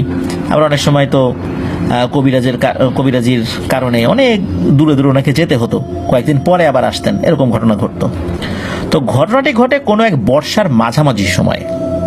একদিন বিকালে নানু যখন তাদের বাড়ির উঠোনে খেলাধুলা করছেন, এমন সময় নানু দেখতে পান যে তাদের বাড়ির ঘাটে একটি নৌকা এসে ভেড়ে। তারপর নানু দেখতে পেলেন লিকলিকে দেহের একজন লোককে নিয়ে সেই লোকটির সাথে আরো 6 থেকে 7 জন পুরুষ মানুষ তাদের বাড়িতে এসে উপস্থিত হন। বাড়িতে সে সময় ইদ্রিস আলী না থাকায় তার স্ত্রী মানে নানুর মাকে লোকগুলো সালাম দিয়ে জানান যে তারা রংপুরের কোনো একটা এলাকা থেকে এসেছেন। তো রংপুর কোথায় আর মুন্সিগঞ্জের বিক্রমপুর কোথায়, অনেক দূরে। এখন এত দূর থেকে আসছেন, নিশ্চয়ই কোনো একটা গুরুতর ব্যাপার হয়েছে। আর এই যে ইদ্রিস কবিরাজের কাজের কথা শুনেই মূলত ওই লোকগুলো অনেক আশা নিয়ে এখানে এসেছেন। তো কথাগুলো শুনে নানুর মা তাদেরকে উঠোনের এক কোণে পাটি বিছিয়ে কিছু সময় বসে অপেক্ষা করতে বলেন। অসুস্থ সেই লোকটিকে দেখে নানুর কাছে অনেক অদ্ভুত লাগে, কারণ লোকটি একেবারে লিকলিকে হয়ে গেছে, আর এক এক সময় এক এক ধরনের অঙ্গভঙ্গি করছে। একবার পুরুষের খুব পুরুষালী গম্ভীর কণ্ঠে কথা বলে, আবার কিছুক্ষণ পর মেয়েলি কণ্ঠে কথা বলে, একদম পুরোপুরি মেয়েরা যেভাবে কথা বলে তাদের ভয়েস যেরকম হয় ওই রকম কথা বলে। আর এই লোকগুলো তো তাকে ধরে রাখার চেষ্টা করছেন আর কি। এইভাবে অনেকক্ষণ তারা বসে থাকেন। আর ওই সময় তো উন্নত যোগাযোগ ব্যবস্থা ছিল না, আর বর্ষাকাল হওয়ায় নানু তো নৌকা নিয়ে কোথাও গিয়েছিলেন। একটা জায়গা থেকে আর একটা জায়গার দূরত্ব বেশি ছিল, এত ঘনবসতি ছিল না। এই কারণে খোঁজখবর পাঠানোর জন্য কোনো লোককে ওনারাও পাঠাতে পারেননি তার খোঁজখবর করার জন্য। তো এই যে ইদ্রিস আলী বাড়ি ফিরতে ফিরতে মাগরিবের আজান হয়ে যায়। ইদ্রিস আলী বাড়িতে এসে সেই লোকগুলোকে দেখতে পান। তখন নামাজের সময় হয়ে যাওয়াতে লোকগুলোকে তার সাথে নামাজে অংশগ্রহণের জন্য আহ্বান জানান। সেখান থেকে কিছু লোক ইদ্রিস আলীর সাথে নামাজে শরিক হন, আর কিছু লোক সেই অসুস্থ লোকটিকে ধরে বসে থাকে। নামাজ শেষে ইদ্রিস আলীকে লোকগুলো তার কাছে কেন এসেছে এই বিষয়টা জানালে আসলে ইদ্রিস আলী বলেন যে বিস্তারিত আমাকে শুনতে হবে, চলুন ঘরে গিয়ে বসি। তো ওনারা ঘরে গিয়ে বসেন। এর মধ্যে একজন লোক ডিটেলস বলতে শুরু করেন। এই যে অসুস্থ লোকটা, তার নাম হলো আব্দুর রহমান, আর যিনি কথা বলতে শুরু করেছেন তিনি হচ্ছেন এই আব্দুর রহমানের একমাত্র বড় ভাই। তো উনি বলেন যে এখন আব্দুর রহমানকে যে অবস্থায় দেখা যাচ্ছে, আজ থেকে 3 মাস আগে সে এমন ছিল না। এখন তো তার শরীরে হাড় ছাড়া কিছুই খুঁজে পাওয়া যাবে না, কিন্তু মাস 3 আগেও আব্দুর রহমান খুবই সুস্বাস্থ্যের অধিকারী ছিল, আর এখন তো সে মৃত্যু পথযাত্রী। এই বলে তো আব্দুর রহমানের বড় ভাই কান্নাকাটি শুরু করে দেন। ইদ্রিস আলী তখন আব্দুর রহমানের বড় ভাইকে ধৈর্য ধারণ করতে বলেন এবং সমস্ত ঘটনা খুলে বলতে বলেন। আসলে কি হয়েছিল সেটা তো জানা প্রয়োজন। তো আব্দুর রহমানের বড় ভাই কিছুটা স্বাভাবিক হয়ে আবার বলতে শুরু করেন যে আব্দুর রহমান কর্মজীবনে এই গাছগাছালি কাটার কাজ করেন আর কি, এবং পাশাপাশি বাড়িতে কিছু গবাদি পশু লালন পালন করেন। নিজ এলাকায় বা আশেপাশে কারো গাছ কাটার প্রয়োজন হলে আব্দুর রহমানকে দিয়ে সেসব কাজ করিয়ে নেওয়া খুব ইজি ছিল আর কি, তার জন্য তো টাকা দিতেই হতো। তো একবার কি হয়, এই আব্দুর রহমানকে একটি গাছ কেটে দেওয়ার জন্য চুক্তি করতে হবে। এই চুক্তি করার জন্য একজন লোক আসে। তো এই যে লোকটা এসেছিলেন তাকেও এই আব্দুর রহমানের বড় ভাই চিনতেন, তাদেরই পাশের এলাকার একজন লোক, উনি বেশ অবস্থাশালী ব্যক্তি। তো লোকটি এসে আব্দুর রহমানকে বলেন যে তাদের বাড়িতে তো একটা ঘর উঠানোর প্রয়োজন। তার বাবা মারা যাওয়ার পর জায়গা জমি ভাগ বাটোয়ারা করা হয়ে গেছে, এখন যেই জায়গাটা পেয়েছেন সেখানে উনি একটা ঘর তৈরি করতে চান, বিশেষ করে ভিটা যেটা, কিন্তু ওখানে একটা বড় গাছ রয়েছে। এই গাছটি মূলত আব্দুর রহমানকে কেটে দিতে হবে। তো এই কাজটির বিনিময়ে আব্দুর রহমান যত টাকা চান ওই লোকটা নাকি দিতে প্রস্তুত। তো এই ধরনের প্রস্তাব শুনে আব্দুর রহমান প্রথমে একটু অবাকই হয়েছিলেন, চিন্তা করেছেন কি ব্যাপার, এই লোকটাকে পাগল নাকি, একটা গাছ কাটার বিনিময়ে আর কয় টাকাই দিবে। 1940 থেকে 45 সালের দিকে একটা গাছ কাটার জন্য কয় টাকা, কারণ ওই সময় কিন্তু 1 টাকায় অনেক কিছু পাওয়া যেত। সেখানে যত টাকা চাই তত টাকা দিবে, যখন এরকম চিন্তা করেছেন এই জন্য তো একটু তো তার কাছে খটকা লেগেছেই, কোনো ঝামেলা টামেলা আছে নাকি। আবার পরে চিন্তা করেছেন যে এরকম একটা সুযোগ পাওয়া গেছে, যাই হোক লোকটা যেহেতু বলছে ঠিক আছে কাটবো, তা আব্দুর রহমান রাজি হয়ে যান। তো যখন কথাবার্তা শেষ হয়ে যায়, বায়নার টাকা হিসাবে ওই সময়ের বাস্তবতায় 30 টাকা অ্যাডভান্স পেমেন্ট করেছিলেন এবং বলেছিলেন যে আগামীকাল চলে আসবেন আপনার লোকজন সহ, আগামীকাল এসে গাছটা কেটে দিবেন। তো ওই সময় 30 টাকা মানে কয় বিঘা জমি কেনা সম্ভব, প্রিয় লিসেনার্স আপনারাই বুঝতে পারবেন নিশ্চয়ই। 1940 থেকে 45 সালে সেই ব্রিটিশ পিরিয়ডে যখন কড়ির যুগ ছিল, কড়ি দিয়ে চলতো, ওই সময় উনি ওই সময় যে প্রচলিত টাকা বা মুদ্রা সেটা ব্যবহার করেছিলেন, এবং 30 টাকা মানে অনেক টাকা ওই সময়ের বাস্তবতায়। তো যাই হোক, পরের দিন সকালে উঠেই আব্দুর রহমান কথা মতো সেই লোকটির দেওয়ার ঠিকানায় যান। সেখানে গেলে লোকটি আব্দুর রহমানকে নিয়ে বড় একটি পুরনো শেওড়া গাছের কাছে যান। তা আব্দুর রহমান সেই জায়গায় গিয়ে দেখতে পান যে শেওড়া গাছের চারপাশে আরো কয়েকটি গাছ কেটে রাখা আছে। কাটা গাছগুলোকে দেখে মনে হচ্ছে এগুলো কিছুদিন আগেই হয়তো কাটা হয়েছে। এতগুলো গাছ কেটেছে, কিন্তু বাকি ছিল শুধুমাত্র এই মাঝের এই শেওড়া গাছটা। তো এই চিন্তার মাঝে এই গাছের মালিক জানা যে এই গাছটি অনেক পুরনো একটি গাছ, তার বাবাও এই গাছটির বয়স সম্পর্কে কিছু জানাতে পারেন নাই। তো এই গাছটি কাটার জন্য আগেও কয়েকজন লোক চেষ্টা করেছেন, কিন্তু পরবর্তীতে কেন জানি তারা গাছটা কাটতে অস্বীকৃতি জানাতো। এই গাছের আশেপাশে নাকি অনেক সময় অনেক মানুষ অদ্ভুত বিষয়বস্তু দেখে ভয়ও পেয়েছে, তাই এই গাছটি তারা কাটতে রাজি হন নাই। আর যেহেতু রাজি হন নাই, এই জন্যই আব্দুর রহমানকে এত টাকার একটা অফার করা হয়েছে, এটা সোজাসাপটা তারা জানিয়ে দেন। এই কথাগুলো শুনে আব্দুর রহমান তুচ্ছ তাচ্ছিল্যের সুরে লোকটিকে হেসে বলেন, সমস্যা নাই, আমি আপনার এই গাছটি কেটে দেব, দেখি আমার কাজে কে বাধা দেয়, কিন্তু এই কাজের জন্য আমাকে 200 টাকা দিতে হবে। লোকটি বললেন, তুমি কাটতে পারলে যত চেয়েছো তত টাকাই তোমাকে দেয়া হবে। কারণ ওই সময়ে 200 টাকা মানে 200 বিঘা জমি কেনা যাবে এমন একটা অবস্থা। কিন্তু ওই যে লোকের এত পরিমাণ জমি ছিল তার বাবার, এবং তারা যে ভাগে পেয়েছেন, যে দৃষ্টি সীমা যত দূর যায় খালি জমি আর জমি, তাদের এইরকম একটা অবস্থা, মানে এত জমি জমা ছিল তাদের। তো কথা হয়ে যায়, সে যেটা চেয়েছে সেটাই ওই গাছের মালিক দিবেন। এরপর আব্দুর রহমান গাছ কাটার টুকিটাকি জিনিস নিয়ে গাছের ডাল কাটার জন্য একদম গাছের উপরে মগডালে উঠে পড়েছেন। উপরে ওঠার পর আব্দুর রহমান একটি বিষয় দেখে অবাক হচ্ছিলেন। তো উনি দেখতে পান যে এলাকার অনেক মানুষজন গাছটির নিচে জমা হচ্ছে, আর তারা আব্দুর রহমানের কার্যক্রম দেখছে। আব্দুর রহমান এতে মনে মনে বেশ খুশি হন, এটা ভেবে যে এই গাছটি কাটলে মানুষজন তাকে অনেক সাহসী ভাববে। এই ভেবে যখন তার হাতে থাকা দা নিয়ে গাছের একটি ডালে কোপ বসিয়ে দেয়, এরপরই হঠাৎ করেই তার অনেক ঘুম আসতে থাকে, আর সে চোখেও ঝাপসা দেখতে থাকে। এই সময় গাছের এত উঁচু ডালে বসেই গাছটির সাথে পিঠ লাগিয়ে আব্দুর রহমান ঘুমিয়েও পড়ে। ঘুমের মাঝে আব্দুর রহমান একটি স্বপ্ন দেখতে পায়। আব্দুর রহমান স্বপ্নে দেখতে পান যে একটি খোলা প্রান্তরে উনি ঘুমিয়ে আছেন এবং ঘুম থেকে উঠলেন। তার আশেপাশে কয়েকটি অবয়ব সামনে আছে, দাঁড়িয়ে আছে আর কি। এই অবয়বগুলো তাকে গাছটি কাটার জন্য নিষেধ করছে এবং এইটাও বলছে যে নিজের ভালো চাইলে এখান থেকে চলে যা। অবয়বগুলো দেখতে স্বাভাবিক মানুষের তুলনায় কিছুটা লম্বা আকৃতির দেখা যাচ্ছিল, আর এগুলো মনে হচ্ছে খুব লিকলিকে, আর কালো আলখেল্লা পরিহিত ছিল, তাদের চেহারাটা ভালো করে বোঝা যাচ্ছিল না। এইরকম একটি সময় আব্দুর রহমানের ঘুম ভাঙে গাছের নিচে থাকা মানুষের চেঁচামেচিতে। তো উনি চোখ ফেলে দেখতে পান যে নিচের মানুষগুলো তাকে ডাকাডাকি করছে। উনি চিন্তা করেন হয়তো বা কিছু সময়ের জন্য তার একটা তন্দ্রাচ্ছন্ন ভাব চলে আসছিল,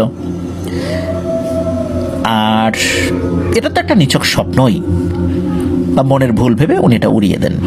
আবার উনি কাজ শুরু করে দেন। এরপর এক এক করে গাছের ডাল কাটতে কাটতে আনুমানিক ঘন্টা 2-এর মধ্যে উনি গাছটাও পুরোপুরি কেটে ফেলেন, আর কোনো সমস্যাও হয় না।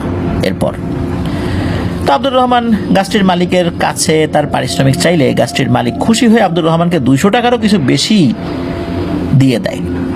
আব্দুর রহমান বেশ অবাকই হয়েছিলেন, কারণ ওই সময়ের বাস্তবতায় 200 টাকা এটা কল্পনাতীত ছিল। ধরুন যে কেউ একজন 20 টাকার রিক্সা ভাড়া মিটালো, 20 টাকা দিয়ে মেটানোর পর যদি 20 লক্ষ টাকা দেওয়া হয়, তখন বিষয়টা কেমন হবে? নিশ্চয়ই এটা অনেক কিছু, নিশ্চয়ই নিঃসন্দেহে এটা অনেক কিছুই। ওই সময়ের বাস্তবতায় বিষয়টা এরকমই ছিল। 200 টাকা মানে অনেক টাকা। একটা নিছক গাছ কাটার বিনিময়ে 200 টাকা, এটা তো ওনাকে অবাক করেছিল। আর ওই লোকটা কেন 200 টাকা দিল? এই 200 টাকা দিয়ে তো উনি অনেক কিছু করতে পারতেন। এই 200 টাকা দিয়ে না হলেও 2000 লোক নিয়ে এসে গাছটি কাটাতে পারতেন। তা না করে ওনাকে দিয়ে গাছটি কাটালেন, এত টাকা। যাই হোক, আব্দুর রহমান খুশি হয়ে যান। উনি টাকা নিয়ে খুশি মনে বাড়িতে চলেও আসেন। চিন্তা করেন যে এবার আরও কিছু জায়গা জমি কিনবেন, বাড়িটা আরও সুন্দর করে পাকাপোক্ত করে তুলবেন। তো বাড়িতে আসার পর উনি রাতের বেলা যখন ঘুমিয়েছেন, ঘুমের মাঝে উনি স্বপ্ন দেখেন। স্বপ্নে সেই অবয়বগুলোকে আবারও উনি দেখতে পান। ওই অবয়বগুলোকে দেখে মনে হচ্ছিল সেগুলো অনেক রাগান্বিত হয়ে আছে। অবয়বগুলোর চেহারা এবার আর আগের মতো অস্পষ্ট না। আব্দুর রহমান এবার বেশ স্পষ্টভাবে সেইগুলোকে দেখতে পান। কি ভয়ঙ্কর তাদের চেহারা! তাদের চেহারাগুলো দেখে মনে হচ্ছে মুখের চামড়াগুলো একদম শুকিয়ে গেছে, ওই যে মমি করার পর যেরকম চেহারা হয় না, একদম শুকিয়ে যায় ওই রকম আর কি। নাকের জায়গায় শুধু দুটো বড় বড় ছিদ্র, ঠোঁট বলতে কিছু নেই, একেবারে দাঁতের মাড়ি সহ সুচালো দাঁতগুলো সরাসরি দেখা যাচ্ছে। দাঁতগুলো ফাঁকা ফাঁকা, চোখের কোটরে মনে হচ্ছে জ্বলন্ত দুটি কয়লা জ্বলছে। স্বপ্নের মধ্যেই আব্দুর রহমানকে উদ্দেশ্য করে ওই অবয়বগুলো একই সুরে বলতে থাকে, সবাই একসাথে, তোকে এত নিষেধের পরেও আজকে তুই যে কাজটি করে এসেছিস এর ফল তোকে ভোগ করতে হবে, তোর বংশকে আমরা নির্বংশ করে দিব।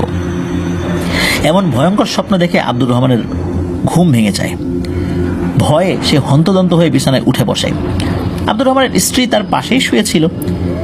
তখন উনিও আব্দুর রহমানকে জিজ্ঞেস করেন, কি হয়েছে, খারাপ কিছু দেখেছো কিনা? উত্তর আব্দুর রহমান শুধু বলেন যে তেমন কিছু না, খারাপ একটি স্বপ্ন দেখেছি। তখন আব্দুর রহমানের স্ত্রী আব্দুর রহমানকে বলেন, ও তেমন কিছু না, দোয়া দুরুদ পরে ঘুমিয়ে যাও। আব্দুর রহমানও দোয়া দুরুদ পরে আবার শুয়ে পড়েন। শুয়ে থাকার কিছুক্ষণের মধ্যে আব্দুর রহমানের আবারও ঘুমের যে ভাবটা এটা চলে আসে। এমন সময় হঠাৎ করে খাটের নিচ থেকে গোঙানোর মতো একটা আওয়াজ হতে থাকে। এই আওয়াজটা ওনার স্ত্রী শোনেন নাই, উনি শোনেন। তো এটার পর তো ওনার আবারও ঘুম ভেঙে যায়। খাটের নিচে কি আছে এটা দেখার জন্য যখনই উনি তার মাথাটি ঝুঁকিয়েছেন নিচ দিকে, মানে উকি দিয়েছেন, তৎক্ষণাৎ উনি ভয়ে আটকে ওঠেন। উনি উকি দেওয়ার পর দেখতে পান যে খাটের ওই পাশ থেকে তার মুখের সামনে স্বপ্নে দেখা সেই অবয়বগুলোর একটি অবয়ব সামনে চলে এসেছে। এই দৃশ্য দেখার পর প্রচন্ড রকমের ভয় উনি পেয়েছেন। এক লাফ দিয়ে খাটের উপরে দাঁড়িয়ে যান। তার স্ত্রী স্বামীর এই অবস্থা দেখে, মানে ওরা তো ঘুম ভেঙে গেছে এই অবস্থার কারণে, কিন্তু তার স্বামী এবার দাঁড়িয়ে আছে, উনি কিছু বুঝতে না পেরে তাকে শান্ত করার চেষ্টা করেন, কিন্তু আব্দুর রহমান উল্টোপাল্টা কথাবার্তা বলতে শুরু করেন। তা আব্দুর রহমানের কথার ধরন ছিল কিছুটা এরকম যে, আমাকে ওরা মেরে ফেলবে রে, নিয়ে যাবে, বাঁচাও, আমাকে বাঁচাও। ভয়ে কাঁপতে থাকেন উনি। এভাবে কোনো রকমে সেই রাত্রি পার হলে সকালবেলা আব্দুর রহমানের স্ত্রী, এই যে আব্দুর রহমানের যিনি বড় ভাই, তাকে ডেকে রাতের সমস্ত বিষয় খুলে বলেন। এবং আব্দুর রহমানকে দেখতে যখন উনি যান, এরপর উনি দেখতে পান আব্দুর রহমান ঘরের এক কোণে গুটিসুটি হয়ে বসে আছে। তার শরীরে প্রচন্ড জ্বর, আর জ্বরের কারণে মুখে প্রলাপ বকছে। এরপর উনি যখন আব্দুর রহমানকে জিজ্ঞেস করেন যে কি হয়েছে, তখন আব্দুর রহমান তার সাথে ঘটে যাওয়া একদম শুরু থেকে শেষ অবধি আব্দুর রহমানের বড় ভাইকে খুলে বলেন। সব কথা শোনার পর আব্দুর রহমানের বড় ভাই বুঝতে পারেন যে এটি অবশ্যই কোনো ভৌতিক সমস্যা। তাই সেদিন একজন কবিরাজকে তাদের বাড়িতে নিয়ে আসা হয়। কবিরাজ আব্দুর রহমানকে দেখেই ভয়ে কেঁপে উঠে জানায় যে আমি এক্ষুনি এখান থেকে বিদায় নিচ্ছি। কোনো ধরনের কোনো কথাবার্তা ছাড়াই কবিরাজ একরকম দৌড় দিয়েই ওই বাড়ি থেকে বের হয়ে চলে যায়। মানে কাজ করবে কি করবি না সেটা তো অনেক পরের কথা, মানে ওখান থেকে দৌড়ে পালাতে পারলেই যেন উনি বাঁচেন। কথা বলার মতো সময়ও তাদের সাথে তার কথা বলার সময়ও নাই, এমন একটা অবস্থা। এরপর 3টি মাস এমন করে চলে যায়। কত কবিরাজ, হুজুর, ডাক্তার দেখানো হয়েছে তার ঠিক নাই, কিন্তু কোনো কিছুতেই কাজ হয়নি।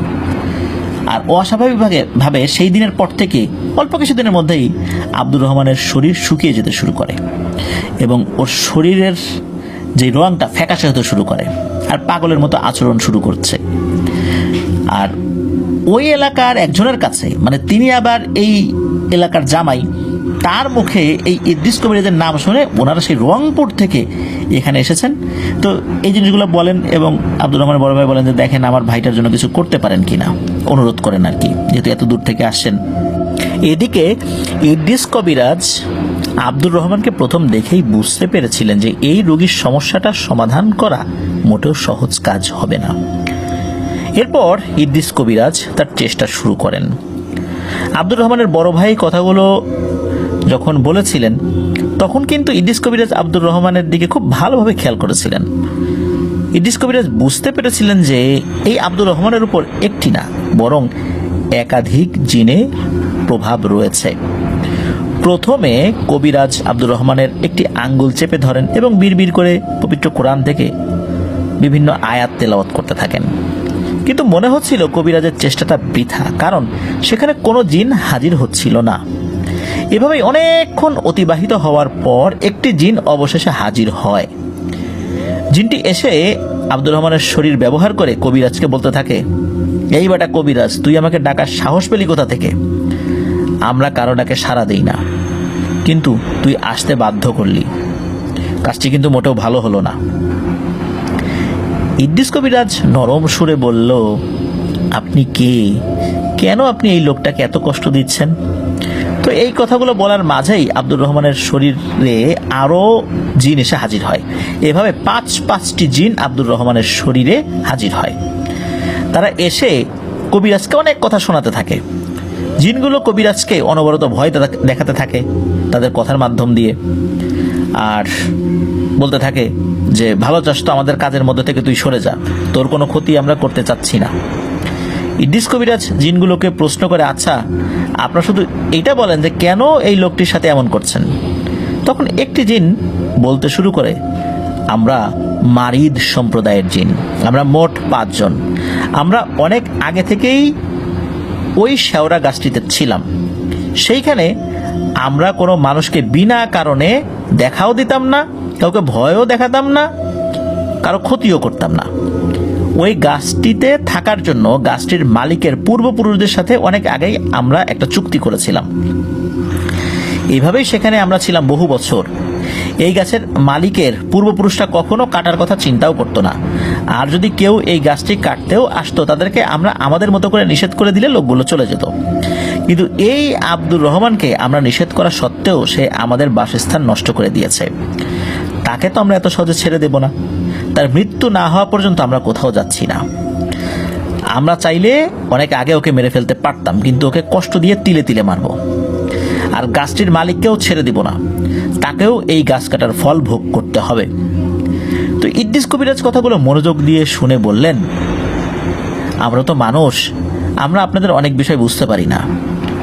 আর আব্দুর রহমান তো ভুল করে ফেলছে, তাকে আপনারা মাফ করে দেন, আর আপনারা চাইলে অন্য একটি বাসস্থান আমি ঠিক করে দিতে পারি।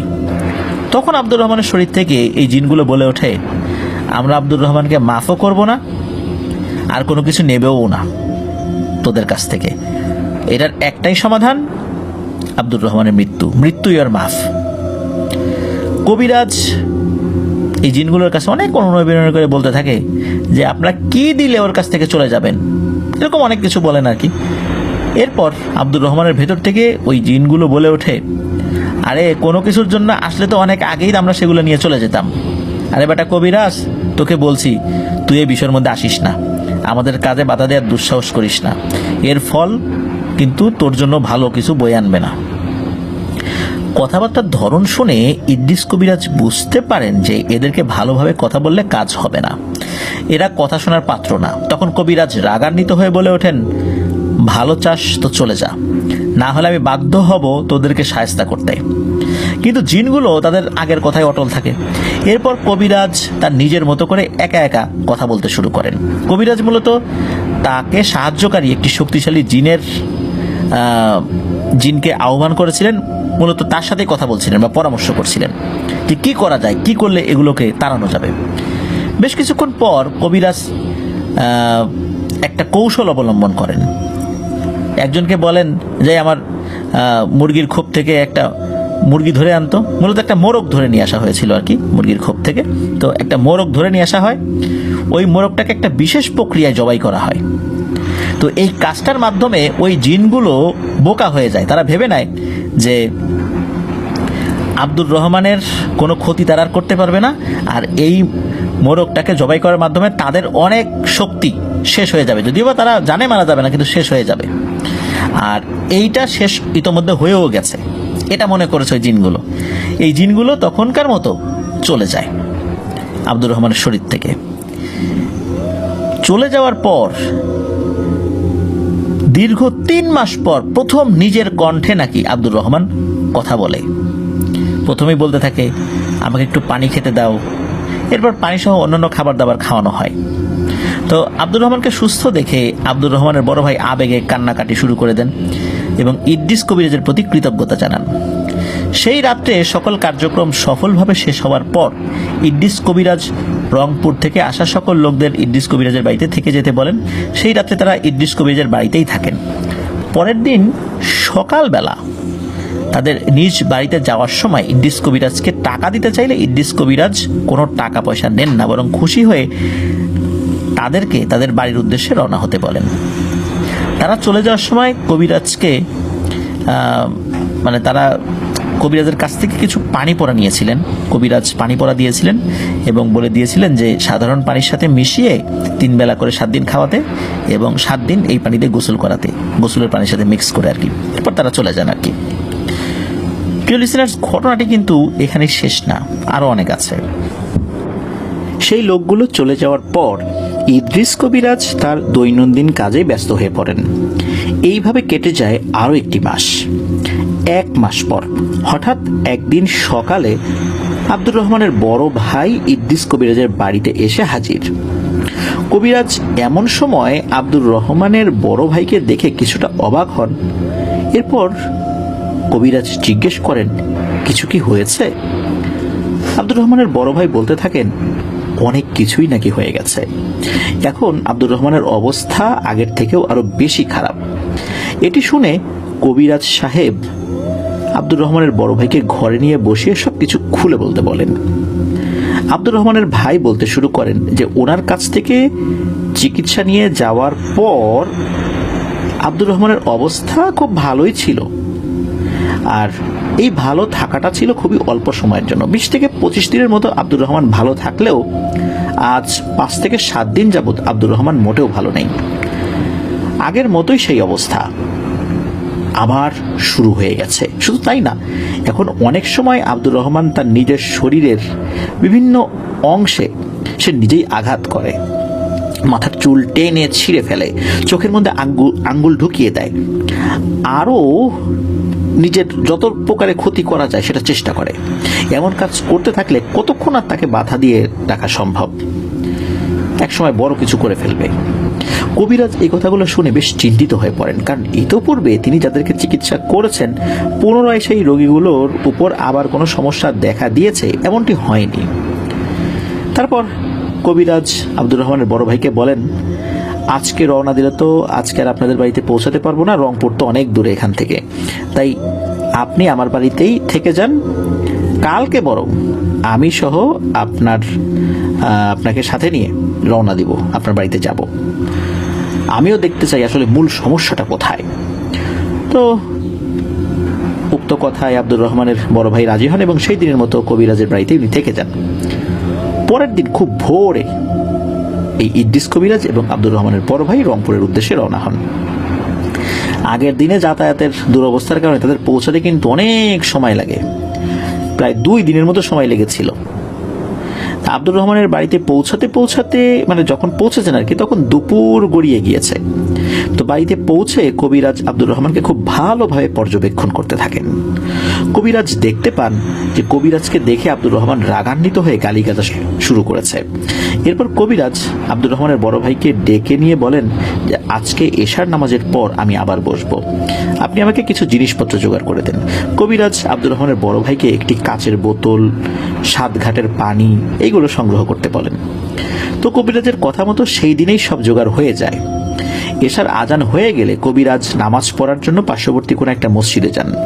সে সময় আব্দুর রহমান হঠাৎ অজ্ঞান হয়ে যায়। ওই দুষ্টু জিনগুলো আব্দুর রহমানের শরীর ছেড়ে চলে গেছে। এরপর কবিরাজ বাড়িতে ফিরে আব্দুর রহমানকে কবিরাজের সামনে বসিয়ে আবার তার কবিরাজি বিদ্যা প্রয়োগ করতে শুরু করেন। এবার অনেক চেষ্টা করার পরও সেই জিনগুলো কবিরাজের ডাকে কোনো সাড়া দিচ্ছিল না। এভাবেই চেষ্টার পর চেষ্টা, মাঝে মাঝে এমন পর্যায়ে চলে যাচ্ছিল যে ইদ্রিস কবিরাজের শরীর আর কুলাচ্ছিল না। এরকম করতে করতে গভীর রাত্রে হঠাৎ সেই জিনগুলোর মধ্যে একটি জিন আসে, আর একই রকম ভাবে একটা আসার পর অন্য সবগুলো একে একে হাজির হয়। ইদ্রিস কবিরাজ আগে থেকে সিদ্ধান্ত নিয়ে রেখেছিলেন এই জিনগুলোকে ছাড়া রাখা যাবে না, এরা এমন সমস্যা বারবারই সৃষ্টি করবে, তাই এদেরকে বোতলবন্দি করতেই হবে। যাই হোক, জিনগুলো এসে রাগান্বিত হয়ে কবিরাজকে বলতে থাকে, তুই আমাদের আগেরবার নানা কৌশল করে বোকা বানিয়ে আব্দুর রহমানের কাছ থেকে দূরে সরিয়ে দিয়েছিলি, আবারও তুই আমাদের কাছে বাধা সৃষ্টি করতে এসেছিস। তোকে এইবার আবারও সুযোগ দিচ্ছি, ভালোই ভালো এখান থেকে চলে যা, নইলে তোর বংশকে কিন্তু নির্বংশ করে দিব। তো এই ধরনের কথার প্রেক্ষিতে ইদ্রিস কবিরাজ সেই জিনদেরকে উদ্দেশ্য করে বলেন, তোরা কি ভেবেছিস তোদের কাছে কি আমি অনুরোধ করতে আসছি যে ওকে ছেড়ে যা ছেড়ে যা, এই অনুরোধ করব না? তোদেরকে কিন্তু আর ছাড়তে আসি নাই, কারণ তোরা ছাড়া থাকলে এরকম সমস্যা আবারও তৈরি করবি, আর আল্লাহ ছাড়া আমি কাউকে ভয় করি না। এরপর কবিরাজ ওই যে আগে থেকে সংগ্রহ করে রাখা 7 ঘাটের পানি একটি বোতলে ঢেলে দোয়া পড়তে থাকেন, অন্য আর একটা বোতলে ঢালতে হয়েছিল আর কি। তারপর সেই বোতলটি আব্দুর রহমানের মাথার নিচে ধরে রেখেছিলেন। আব্দুর রহমান তো বসা ছিল, তার মাথার নিচে বলতে থুতনির ওইখানটাতে রেখেছিলেন, আর আব্দুর রহমানের মাথাটা ধরে নিচু করে বোতলটির একটু কাছে নিয়ে রাখেন। এরপর কবিরাজের সাথে আনা একটি লাল কাপড় দিয়ে আব্দুর রহমানের মাথাটি ঢেকে দেয়া হয়। কবিরাজ বিভিন্ন সূরা পাঠ করতে থাকেন এবং কবিরাজ তার সাথে থাকা শক্তিশালী কয়েকজন জিনের সাহায্যে কিছু সময়ের মধ্যেই সেই দুষ্টু জিনগুলোকে বোতল বন্দি করতে আল্লাহর রহমতে সক্ষম হন। এই কাজটির পর কবিরাজের সাথে থাকা একটি ভালো জিন কবিরাজকে জানায় যে এই মারিদ জিনেরা অনেক শক্তিশালী হয়ে থাকলেও আল্লাহর কালামের কাছে সেই সবকিছুই তুচ্ছ। কিন্তু এইখানে 4টা জিন বন্দি করা গেছে, আর একটা জিন যে কোনোভাবেই হোক কৌশলে এখান থেকে পালিয়েছে এবং সে অনেক দূরে গোপন একটি স্থানে আশ্রয় নিয়েছে। তাই এই কবিরাজের সাথে থাকা জিনেরা ওই জিনটাকে খুঁজে পাচ্ছে না, তাকে ধরতেও পারছে না। তখন ইদ্রিস কবিরাজ চিন্তা করেন যে একটি জিন কি আর করতে পারবে, 4টাকে তো ধরেছি। তারপর ইদ্রিস কবিরাজ ওই বাড়ির লোকদেরকে বলে, আলহামদুলিল্লাহ সব সমস্যা চিরদিনের মতো সমাধান হয়ে গেছে, আমি আমার সাথে থাকা পরহেজগার কয়েকজন জিনের মাধ্যমে দুষ্ট জিনগুলোকে আটক করতে সক্ষম হয়েছি, ইনশাআল্লাহ আর কোনো সমস্যা হবে না আশা করি। সেই রাতের মতো সবকিছু শেষ করে পরের দিন ওই বাড়িটা খুব ভালো করে বন্ধ করে দেওয়া হয় এবং পরে ইদ্রিস কবিরাজ চলে আসার সময় বাড়ির লোকজন তাকে বেশ কিছু টাকা দিতে চাইলে উনি যাতায়াতের জন্য অল্প কিছু টাকা গ্রহণ করেন আর সেই বোতলটি সাথে করে নিয়ে চলে আসেন। ইদ্রিস কবিরাজ তার নিজ বাড়িতে এসে ওই বোতলটি বাড়ি থেকে কিছুটা দূরে একটি পরিত্যক্ত জায়গায় পুঁতে রাখেন। এখনো কিন্তু ঘটনা শেষ না, চলুন এবার জানি যে এই পর্যায়ে কি হয়েছিল। তো দ্বিতীয়বারের মতো কবিরাজের চিকিৎসার পর আব্দুর রহমানের সাথে নতুন করে কোনো সমস্যা শুরু হয়নি বলে উনি খোঁজ খবর নিয়েছিলেন ওনার জিনদের মাধ্যম দিয়ে, কারণ তখন তো চাইলেও আর আব্দুর রহমানের সাথে কি হয়েছে এটা খুব ইজিলি জানা সম্ভব ছিল না। সমস্যা যেটা হলো সেটা হলো কবিরাজের সাথে কিছু সমস্যা শুরু হলো, মানে ইদ্রিস কবিরাজের সাথে। একদিন রাত্রে কবিরাজ ঘুমের মধ্যে একটি স্বপ্ন দেখতে পান, আর সেই স্বপ্নের মধ্যে তিনি একটি অবয়বকে দেখতে পান। অবয়বটি কবিরাজকে বলতে থাকে, তুই অনেক বড় একটি দুঃসাহস দেখিয়ে ফেলেছিস, আমার 4 সঙ্গীকে তুই বন্দী করেছিস, এজন্য আব্দুর রহমানকে ছেড়ে দিলেও তোকে কিন্তু আমি ছাড়ব না। ওই স্বপ্নের মধ্যেই ইদ্রিস কবিরাজ ওই অবয়বটিকে বলতে থাকে, তুই যা পারিস করে নিস। অবয়বটি বলে, তোর সাথে ওই জিনদের দিয়ে তুই তোর ক্ষমতা দেখাচ্ছিস, মনে রাখিস ওরা কিন্তু সবসময় তোর সাথে থাকে না, খুব শীঘ্রই তোর সাথে দেখা হবে আমার, প্রস্তুত থাকিস। সকালে কবিরাজের স্বপ্নের কথাটি মাথায় আসলেও বিষয়টিকে তেমন একটা পাত্তা দেন না, কারণ এই ধরনের কাজ তো তাকে রেগুলারই করতে হয়, আর স্বপ্নের মধ্যে এই দুষ্টু জিনেরা এসে হুমকি দামকি দেবে, এটাই স্বাভাবিক। তবে উনি মাঝে মাঝেই ওই একটা মারিদ জিনকে ধরার বা তাকে খোঁজার চেষ্টা কিন্তু করেছেন, কিন্তু প্রতিবারই ইদ্রিস কবিরাজ ব্যর্থ হতেন। এর কিছুদিন পরের কথা, অন্য একটি রোগীর চিকিৎসার প্রয়োজনে ইদ্রিস কবিরাজ তার নৌকা নিয়ে তাদের পাশের এলাকায় যান একটি রোগীর বাড়িতে। সেই রাতে সেইখানে সব কাজ শেষে যখন উনি ফিরছিলেন তখন বেশ রাত হয়ে যায়। কবিরাজ রাতেই তার বাড়িতে ফেরার কথা জানালে সেই বাড়ির মানুষ কবিরাজকে যেতে মানা করেন, মানে যেই বাড়িতে উনি গিয়েছিলেন আর কি, বলেছেন যে আমি চলে যাচ্ছি বাড়িতে। তো ওই বাড়ির লোকজন তো মানা করছে যে না, এতটুকু রাত আর বাকি আছে, থেকে যান না, সকালে যান, ফজরের আজান হয়ে গেলে নামাজটা পড়ে একটু নাস্তা করে তারপর যান। কিন্তু উনি বললেন যে না, ওনার স্ত্রী তখন 9 মাসের গর্ভবতী ছিলেন, যার কারণে তার রাত্রে বাইরে থাকাটা ঠিক হবে না। এটা যখন জানান তখন ওই বাড়ির লোকজন আর কিছু বলেন নাই, যে আসলেই তো তাই, তার তো বাড়িতে থাকাটা প্রয়োজন ছিল, বরঞ্চ উনি রাতের বেলা যে এখানে এসেছেন এটাই হয়তো অন্য কবিরাজরা আসতেন না। তো যাই হোক, উনি তো রওনা দিয়েছেন। তো রওনা দেওয়ার পর আধা ঘন্টার মতো নৌকা চালানোর পর নৌকাটি একটা বিস্তৃত ফাঁকা জায়গায় এসে পড়ে। নৌকাটি স্বাভাবিকভাবেই যাচ্ছিল, এমন সময় হঠাৎ কবিরাজের কাছে মনে হলো নৌকাটির সাথে ভারী কিছু এসে ধাক্কা লাগলো। মানে নৌকা গিয়ে কোনো কিছুর সাথে ধাক্কা লেগেছে বিষয়টা এরকম না, কোনো কিছু এসে নৌকার সাথে ধাক্কা লেগেছে বা কোনো কিছু এসে নৌকাকে ধাক্কা দিয়েছে, বিষয়টা এরকম। এখন নৌকার নিচে কি এটা দেখার জন্য কবিরাজ উকি দিয়ে নৌকার নিচের দিকটা দেখার চেষ্টা করেন, কিন্তু উনি তেমন কিছুই দেখতে পান না। উকি দেওয়া অবস্থায় ইদ্রিস কবিরাজের কানে একটি শব্দ আসতে থাকে। শব্দটি পানির বড় বড় ঢেউয়ের শব্দের মতো। তখন সামনের দিকে তাকিয়ে কবিরাজ দেখতে পান তার নৌকাটির থেকে কয়েক হাত সামনের পানিতে আচমকা পাক শুরু হয়ে গেছে, মানে পাক খাচ্ছে। বিষয়টি কি সেটি কবিরাজ বোঝার চেষ্টা করেন। কবিরাজ ভাবেন তিনি তো কত সমস্যায় নিজেকে জড়িয়েছেন, এই জন্য হয়তো বা কোনো দুষ্ট চিন্তার ক্ষতি করার উদ্দেশ্যে এসেছে। তো কবিরাজ তৎক্ষণাৎ তার নিজের শরীর ভালো করে বন্ধ করে নেন এবং নৌকা সেই জায়গাটির পাশ দিয়ে চালাতে শুরু করেন। কবিরাজ দেখতে পান পাক খাওয়া জায়গাটি থেকে কুচকুচে কালো 4টি মাথার অংশ পানির নিচ থেকে উপরে বেরিয়ে আসছে। তাদেরকে দেখেই কবিরাজের মনে পড়ে যায় আব্দুর রহমানের চোখে দেখা জিনগুলোর বিবরণের কথা। কবিরাজ দেখতে পান যে লাল লাল 4 জোড়া চোখের নিচ পর্যন্ত পানির উপরে উঠে এসেছে এবং তার দিকে ভয়ঙ্কর দৃষ্টিতে তাকিয়ে আছে। কিছুক্ষণ পর পুরোপুরি এই 4টি অবয়ব পানির উপরে উঠে আসে, মনে হচ্ছে তারা পানির উপরে দাঁড়িয়ে আছে। কবিরাজের বুঝতে আর বাকি থাকে না এই জিনগুলো তার বন্দি করা সেই 4টি মারিদ জিন। তখন কবিরাজ চিন্তিত হয়ে পড়েন এইটা ভেবে যে এগুলো ছাড়া পেল কিভাবে, যদিও তাদের সাথী একটি জিন ছাড়া এই 4টাই কিন্তু এখানে ছিল। কিন্তু কবিরাজ এমন প্রক্রিয়ায় 4টিকে বন্দী করেছিল যে কোনো জিন বা পিশাচ তাদেরকে মুক্ত করতে পারবে না, হ্যাঁ মানুষ পারবে শুধু। সেই অবয়বগুলোকে দেখতে অনেকটা একই রকম লাগছিল। তখন একটি অবয়ব বলে ওঠে, কিরে ইদ্রিস, আমাদেরকে দেখে অবাক হচ্ছিস? আর অবাক তো তোর হবারই কথা, তুই হয়তো আমাদের শক্তি সম্পর্কে জানিস না। আমরা ছাড়া পেলাম কিভাবে এইটা চিন্তা ভাবনা করার তোর দরকার নেই, এটা চিন্তা করা বাদ দে, তুই তোর জীবনের চিন্তা কর। এই বলে অবয়বগুলো বিশ্রীভাবে হাসতে শুরু করে। ইদ্রিস কবিরাজ মনে সাহস নিয়ে বলেন, আরে তোরা শক্তিশালী হতে পারিস, কিন্তু আল্লাহর কালামের শক্তি তোদের শক্তি থেকে অনেক অনেক শ্রেষ্ঠ। এরই মাঝে হঠাৎ 4টি অবয়ব চোখের পলকে চারদিকে ছুটে গিয়ে নৌকাটির চারপাশ ঘিরে ধরে। নৌকাটি আচমকা সে সময় ঘুরতে শুরু করে। ইদ্রিস কবিরাজ এরপর তার নৌকায় দাঁড়িয়ে দোয়া পড়তে শুরু করেন। ধীরে ধীরে নৌকাটি স্থির হয়ে যায়। তার চারদিকে থাকা অবয়বগুলো নানান ধরনের ভয়ঙ্কর আকৃতি ধারণ করতে থাকে সেই সময়, কিন্তু সেই অবয়বগুলো কোনোভাবেই তার নৌকার কাছে আসতে পারছিল না। কবিরাজ তখন তার পালিত জিনদেরকে ডাকা সত্ত্বেও তারা সেখানে কেন যেন আসতে পারছিল না। এরপর ইদ্রিস কবিরাজ দেখতে পান যে বড় বড় পাথর উপর থেকে ধপাস ধপাস করে নৌকার আশেপাশের পানিতে এসে পড়ছে, কিন্তু পাথর পড়লে পানিতে যেরকম ঢেউ সৃষ্টি হয় তেমনটি হচ্ছে না। কবিরাজ বুঝতে পারেন এগুলো ওই দুষ্টু জিনদের করা কোনো দৃষ্টিভ্রম, তাকে শুধু ভয় দেখানোর জন্য এমন সব করা হচ্ছে।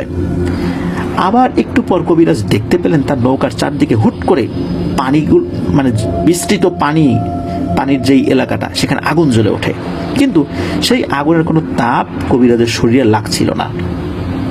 এভাবেই একের পর এক অদ্ভুত ভয়ঙ্কর কাহিনী ঘটছিল তার চারপাশে, কিন্তু তিনি এক মুহূর্তের জন্য দোয়া পড়তে কিন্তু ভোলেন নাই এবং বিচলিত হন নাই আল্লাহর রহমতে। অনেকক্ষণ পর আস্তে আস্তে সবকিছু স্বাভাবিক হতে শুরু করে, আর দূরের কোনো একটা মসজিদ থেকে আজানের শব্দ ইদ্রিস কবিরাজের কানে আসতে থাকে। কবিরাজ দেখতে পান সবকিছু একদম আগের মতো স্বাভাবিক হয়ে গিয়েছে, কিন্তু তিনি কোন জায়গায় আছেন এটা উনি ভালোভাবে বুঝতে পারছিলেন না। কবিরাজ তখন সেখানে দাঁড়িয়ে অপেক্ষা করতে থাকেন ভোরের আলোর জন্য। পরে কিছুটা ভোরের আলো ফুটলে জায়গাটি চিনতে পারেন এই জায়গাটি কবিরাজের এলাকা থেকে বেশ অনেক দূরের একটি জায়গা। উনি এইখানে কিভাবে চলে আসলেন নিজেও বুঝতে পারছিলেন না। যাই হোক, যেহেতু উনি চিনতে পেরেছিলেন, তখন কবিরাজ তার নৌকা বাড়ির দিকে আগানো শুরু করেন। সেই জায়গা থেকে 4 ঘন্টা নৌকা চালানোর পর কবিরাজ তার বাড়ি দেখতে পান। একটি বিষয় দেখে কবিরাজ দূর থেকেই কিছুটা অবাক হন। উনি দেখতে পান যে তার বাড়ির ঘাটে অনেকগুলো নৌকা বাঁধা আর অনেক লোকজন এলোমেলোভাবে তার বাড়ির আঙিনায় ছোটাছুটি করছে। কবিরাজ আর বেশি কিছু চিন্তা না করে ওই নৌকাটি তার বাড়ির দিকে আগানো শুরু করেন। নৌকাটি তাদের বাড়ির ঘাটে বেঁধে উপরে উঠে আসলে বাড়ির লোকজন ভেতর থেকে চিৎকার করে কান্নাকাটির শব্দ জুড়ে দেন আর কি। তো কবিরাজ হন্তদন্ত হয়ে ছুটে তার নিজের বাড়িতে ঢোকেন। বাড়িতে গিয়ে দেখতে পান যে তার স্ত্রী সহ তার আপন লোকজন কান্নাকাটি করছে। কবিরাজের স্ত্রী পাগলের মতো বিলাপ করে কান্নাকাটি করছে আর বলছে যে আমি আমার সন্তানকে নিজ হাতে খুন করেছি। ইদ্রিস কবিরাজ কিছু বুঝে ওঠার আগেই তার একজন পরিচিত লোক তাকে হাত ধরে টানতে টানতে ঘরের সামনে নিয়ে আসেন। ঘরের সামনে গিয়ে কবিরাজ যে দৃশ্যটি দেখতে পান, এতে উনি বাকরুদ্ধ হয়ে যান। কবিরাজ দেখতে পান যে লাশের খাটিয়ার উপর কাফনে মোড়ানো ছোট্ট ফুটফুটে একটা বাচ্চার লাশ। কবিরাজের আর বুঝতে বাকি থাকে না এটি তার নিজের সন্তান। কবিরাজকে তখন উপস্থিত কয়েকজন লোক জানায়, এটি তোমার ছেলে, গতকাল রাতে জন্মের পর বাচ্চাটি মারা যায়। এরপর ইদ্রিস কবিরাজ মনে অনেক কষ্ট নিয়ে বাচ্চাটির শেষ কার্য সমাপ্ত করে, মানে দাফন কাফন শেষ করে। রাতে ইদ্রিস কবিরাজের কাছে তার বড় ভাবি এসে কিছু কথা বলতে শুরু করেন। তো এক ভয়ঙ্কর রোমহর্ষক ঘটনা বলতে শুরু করেন। মূলত এই ভাবিকেই ইদ্রিস কবিরাজ রাতের বেলা তার স্ত্রীর কাছে রেখে গিয়েছিলেন, যেহেতু উনি যাচ্ছেন, কখন ফিরবেন, অনেক রাত হবে। তো উনি বলেন যে তোমার স্ত্রী দেখো পাগলের মতো নিজেকে দোষী সাব্যস্ত করছে যে সে নিজের হাতে তার সন্তানকে হত্যা করেছে। তুমি কি জানো কালকে রাত্রে কি হয়েছিল? তুমি বাড়ি থেকে চলে যাওয়ার আগে তো আমাকে লোক মারফত খবর দিয়ে বাড়িতে রেখে গিয়েছিলে। রাতে খাবার দাবার শেষে আমি তোমার স্ত্রীর সাথেই ঘুমাতে যাই। তখন পর্যন্ত সবকিছু স্বাভাবিকভাবেই চলছিল, কিন্তু কিছুটা গভীর রাতের দিকে তোমার স্ত্রীর সন্তান ভূমিষ্ঠ হওয়ার ডেলিভারি পেইন, মাতৃব্যথা উঠতে শুরু করে। আমি তখন বুঝতে পারি এ কাজ করা আমার একার পক্ষে সম্ভব নয়, তাই তোমার বড় ছেলেকে পাঠাই গ্রামের আরো 2-4 জন মহিলাকে ডেকে আনতে। তো তাদেরকে অল্প সময়ের মধ্যে তোমার ছেলে নিয়েও আসে। মধ্যরাতের দিকে তোমার স্ত্রীর গর্ভ থেকে জীবিত এক ফুটফুটে ছেলে সন্তান ভূমিষ্ঠ হয়। সন্তানটি জন্ম নেওয়ার পর থেকেই মূল সমস্যাটি শুরু হয়। সেই বাচ্চাটিকে আমি তখন আমার কোলে রেখে আমি দেখছিলাম। এমন সময় দেখি তোমার স্ত্রী এক পাশে ঝিম ধরে বসে আছে। আমি তোমার স্ত্রীকে বললাম, কি অমন করে বসে আছিস কেন? সে আমার কথার কোনো জবাব না দিয়ে একই রকম ভাবে বসে থাকে। একটু পর হঠাৎ তোমার স্ত্রী খিলখিল করে হাসতে শুরু করে। কিছু বুঝে ওঠার আগেই সে হিংস্র জন্তুর মতো আচরণ শুরু করে। আমার কোল থেকে বাচ্চাটিকে কেড়ে নিয়ে তার কোলে নিয়ে যায়। বিষয়টি এমনভাবে করছিল যা কোনো মা তার বাচ্চার সাথে করতেই পারে না। আমরা বলতে থাকি, এই কি হয়েছে তোর, এমন করছিস কেন? কিন্তু আমাদের প্রশ্নের কোনো উত্তর না দিয়ে বাচ্চাটির দিকে এক দৃষ্টিতে তাকে বিশ্রীভাবে হাসতে থাকে। এরপর হঠাৎ সে বাচ্চাটিকে এক ঢিল মেরে ঘরের মেঝেতে ফেলে দেয়। ঘরের মেঝে মাটির হওয়ায় বেশ ঠান্ডা ছিল। এই ঠান্ডা মাটি এত ছোট বাচ্চার পক্ষে সহ্য করা সম্ভব না। আর হঠাৎ করে মাটির উপর পড়ে গিয়ে সে প্রচন্ড ব্যথাও পেয়েছিল। বাচ্চাটি তার মায়ের কোলে যাওয়ার পর থেকে সে কান্নাকাটি করছিল। আগে কিন্তু ওরকম কান্নাকাটি করছিল না, কিন্তু আবার এরকম ঢিল খেয়ে মাটিতে পড়ে আরো উচ্চস্বরে কান্নাকাটি করছিল। উপস্থিত সবাই অবাক হয়ে এমন কাজে বাধা দেওয়ার অনেক চেষ্টা করার পরেও আমরা ব্যর্থ হয়েছি। এত ছোট বাচ্চা মাটিতে এভাবে পড়ে থাকলে নির্ঘাত মারা যাবে। এটা চিন্তা করে যখন আমি বাচ্চাটিকে তুলতে সামনে যাই, তখন তোমার স্ত্রী এক লাফ দিয়ে দাঁড়িয়ে যায় এবং সে এসে আমাকে সজোরে এমন এক ধাক্কা দেয়। এই ধাক্কাটি খাওয়ার পর আমি বুঝতে পারি এটি মোটেও তোমার স্ত্রীর ধাক্কা নয়। এত শক্তি তোমার স্ত্রীর শরীরে এই অবস্থাতে থাকার কথা না। মূলত 7-8 জন পুরুষ মানুষের শক্তি তোমার স্ত্রীর শরীরে চলে আসছিল। তো এমত অবস্থায় আমরা নানাভাবে সেই বাচ্চাটিকে উদ্ধার করার চেষ্টা করি, কিন্তু তোমার স্ত্রী কোনো মতেই তার বাচ্চার ধারের কাছেও আমাদেরকে ঘেঁষতে দিচ্ছিল না। একসময় সেখানে থাকা একজন মহিলা একটা বাঁশের ছোট লাঠি দিয়ে তোমার স্ত্রীকে একটি আঘাত করলে সে অনেক রাগান্বিত হয়ে যায় এবং আমাদের সবাইকে সে উল্টোপাল্টা বেধড়ক মারধর করতে করতে ঘর থেকে বের করে দেয়। মূলত তোমার স্ত্রীকে আঘাত করার উদ্দেশ্য ছিল যেন তার কোল থেকে বাচ্চাটি নিয়ে বাচ্চাটিকে বাঁচানো যায়, কিন্তু আমরা করতে পারিনি। আমাদেরকে বের করে দিয়ে তোমার স্ত্রী ঘরের দরজা লাগিয়ে দেয়। ঘরের বাইরে থেকে তোমার ছেলে মেয়ে সহ আমরা সকলে দরজা জানালায় অনবরত ধাক্কাধাক্কি করতে থাকি এবং তোমার স্ত্রীকে ডাকাডাকি করতে থাকলেও কোনো কাজ হয়নি। বাইরে থেকে শুধু তোমার স্ত্রীর অট্টহাসির শব্দ আর বাচ্চাটির কান্নাকাটি শুনতে থাকি। আমাদের মধ্যে থেকে একজন ঘরের একটি ছিদ্র দিয়ে ঘরের ভেতরের পরিবেশ দেখতে থাকে। তখন আমাদেরকে ডাকলে আমরাও দেখতে পাই টিম টিম করে হারিকেনের আলো জ্বলছিল ঘরে, আর সেই আলোতে দেখতে পাই তোমার স্ত্রী বসে রয়েছে মাথাটা নিচু করে, আর তার সামনে বাচ্চাটি হাত পা ছুড়ে ছটফট করে কান্নাকাটি করছে। এই গভীর রাত্রে আমরা চিৎকার করে আশেপাশের মানুষদের কাছে অনেক সাহায্য চেয়েছি, কিন্তু এত রাত্রে আর এত দূরে দূরে মানুষের বসতবাড়ি হওয়ায় কেউ আমাদেরকে সাহায্য করতে আসতে পারেনি। তো এভাবেই বাচ্চাটি জন্মের পর ঠান্ডা মাটিতে পড়ে থাকতে থাকতে ধীরে ধীরে নিস্তেজ হয়ে পড়ছিল। এভাবে আর কিছুক্ষণ পর আমরা ঘরের বাইরে থেকে বাচ্চাটির আর কোনো কান্নার শব্দও শুনতে পাচ্ছিলাম না। তখন আমরা ধরেই নিলাম বাচ্চাটি হয়তো মারা গিয়েছে। এর কিছুক্ষণ পর তোমার স্ত্রী হুট করে ঘরের দরজাটি খুলে দিয়ে আবার তার আগের জায়গায় গিয়ে বসে পড়ে। তারপর অনেকেই ঘরের ভেতরে গিয়ে যেটা ভেবেছিলাম সেটাই দেখতে পাই, বাচ্চাটির নিথর দেহ তার মায়ের সামনে পড়ে আছে। তখন আবার তোমার স্ত্রী একদম চুপ করে বাচ্চাটির দিকে এক দৃষ্টিতে তাকিয়ে বসেছিল। আমি দৌড়ে গিয়ে বাচ্চাটিকে কোলে নিলে বুঝতে পারি সব শেষ। সত্যি বাচ্চাটি আর বেঁচে নেই। ততক্ষণে চারপাশে ফজরের আজান শুরু হয়ে গিয়েছে।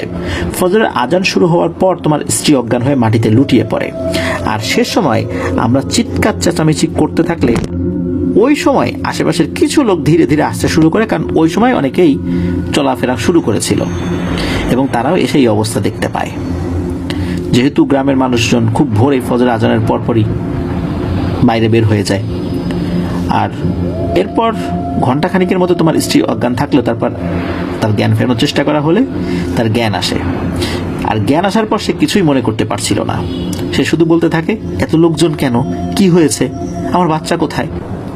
এমন সময় লোকজনের মুখে সমস্ত ঘটনা শুনে তোমার স্ত্রী বুঝতে পারে তার বাচ্চার সাথে কি হয়েছে। এরপর থেকেই বাচ্চাটির লাশ দেখে তোমার স্ত্রী এমন পাগলের মতো কান্নাকাটি শুরু করেছে।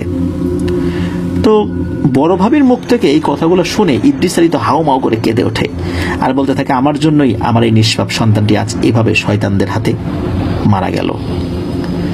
এরপর সেই রাতেই কবিরাজ তার কবিরাজি যে ঘরটা ছিল একা একা গিয়ে তার সাহায্যকারী সব জিনদেরকে আমন্ত্রণ করতে থাকে। মোটামুটি সব জিন এসে উপস্থিত হয়। তখন ইদ্রিস কবিরাজ তার জিনদের কাছে জানতে চান যে তারা থাকা সত্ত্বেও কেন তার পরিবারের সাথে এমনটা ঘটল।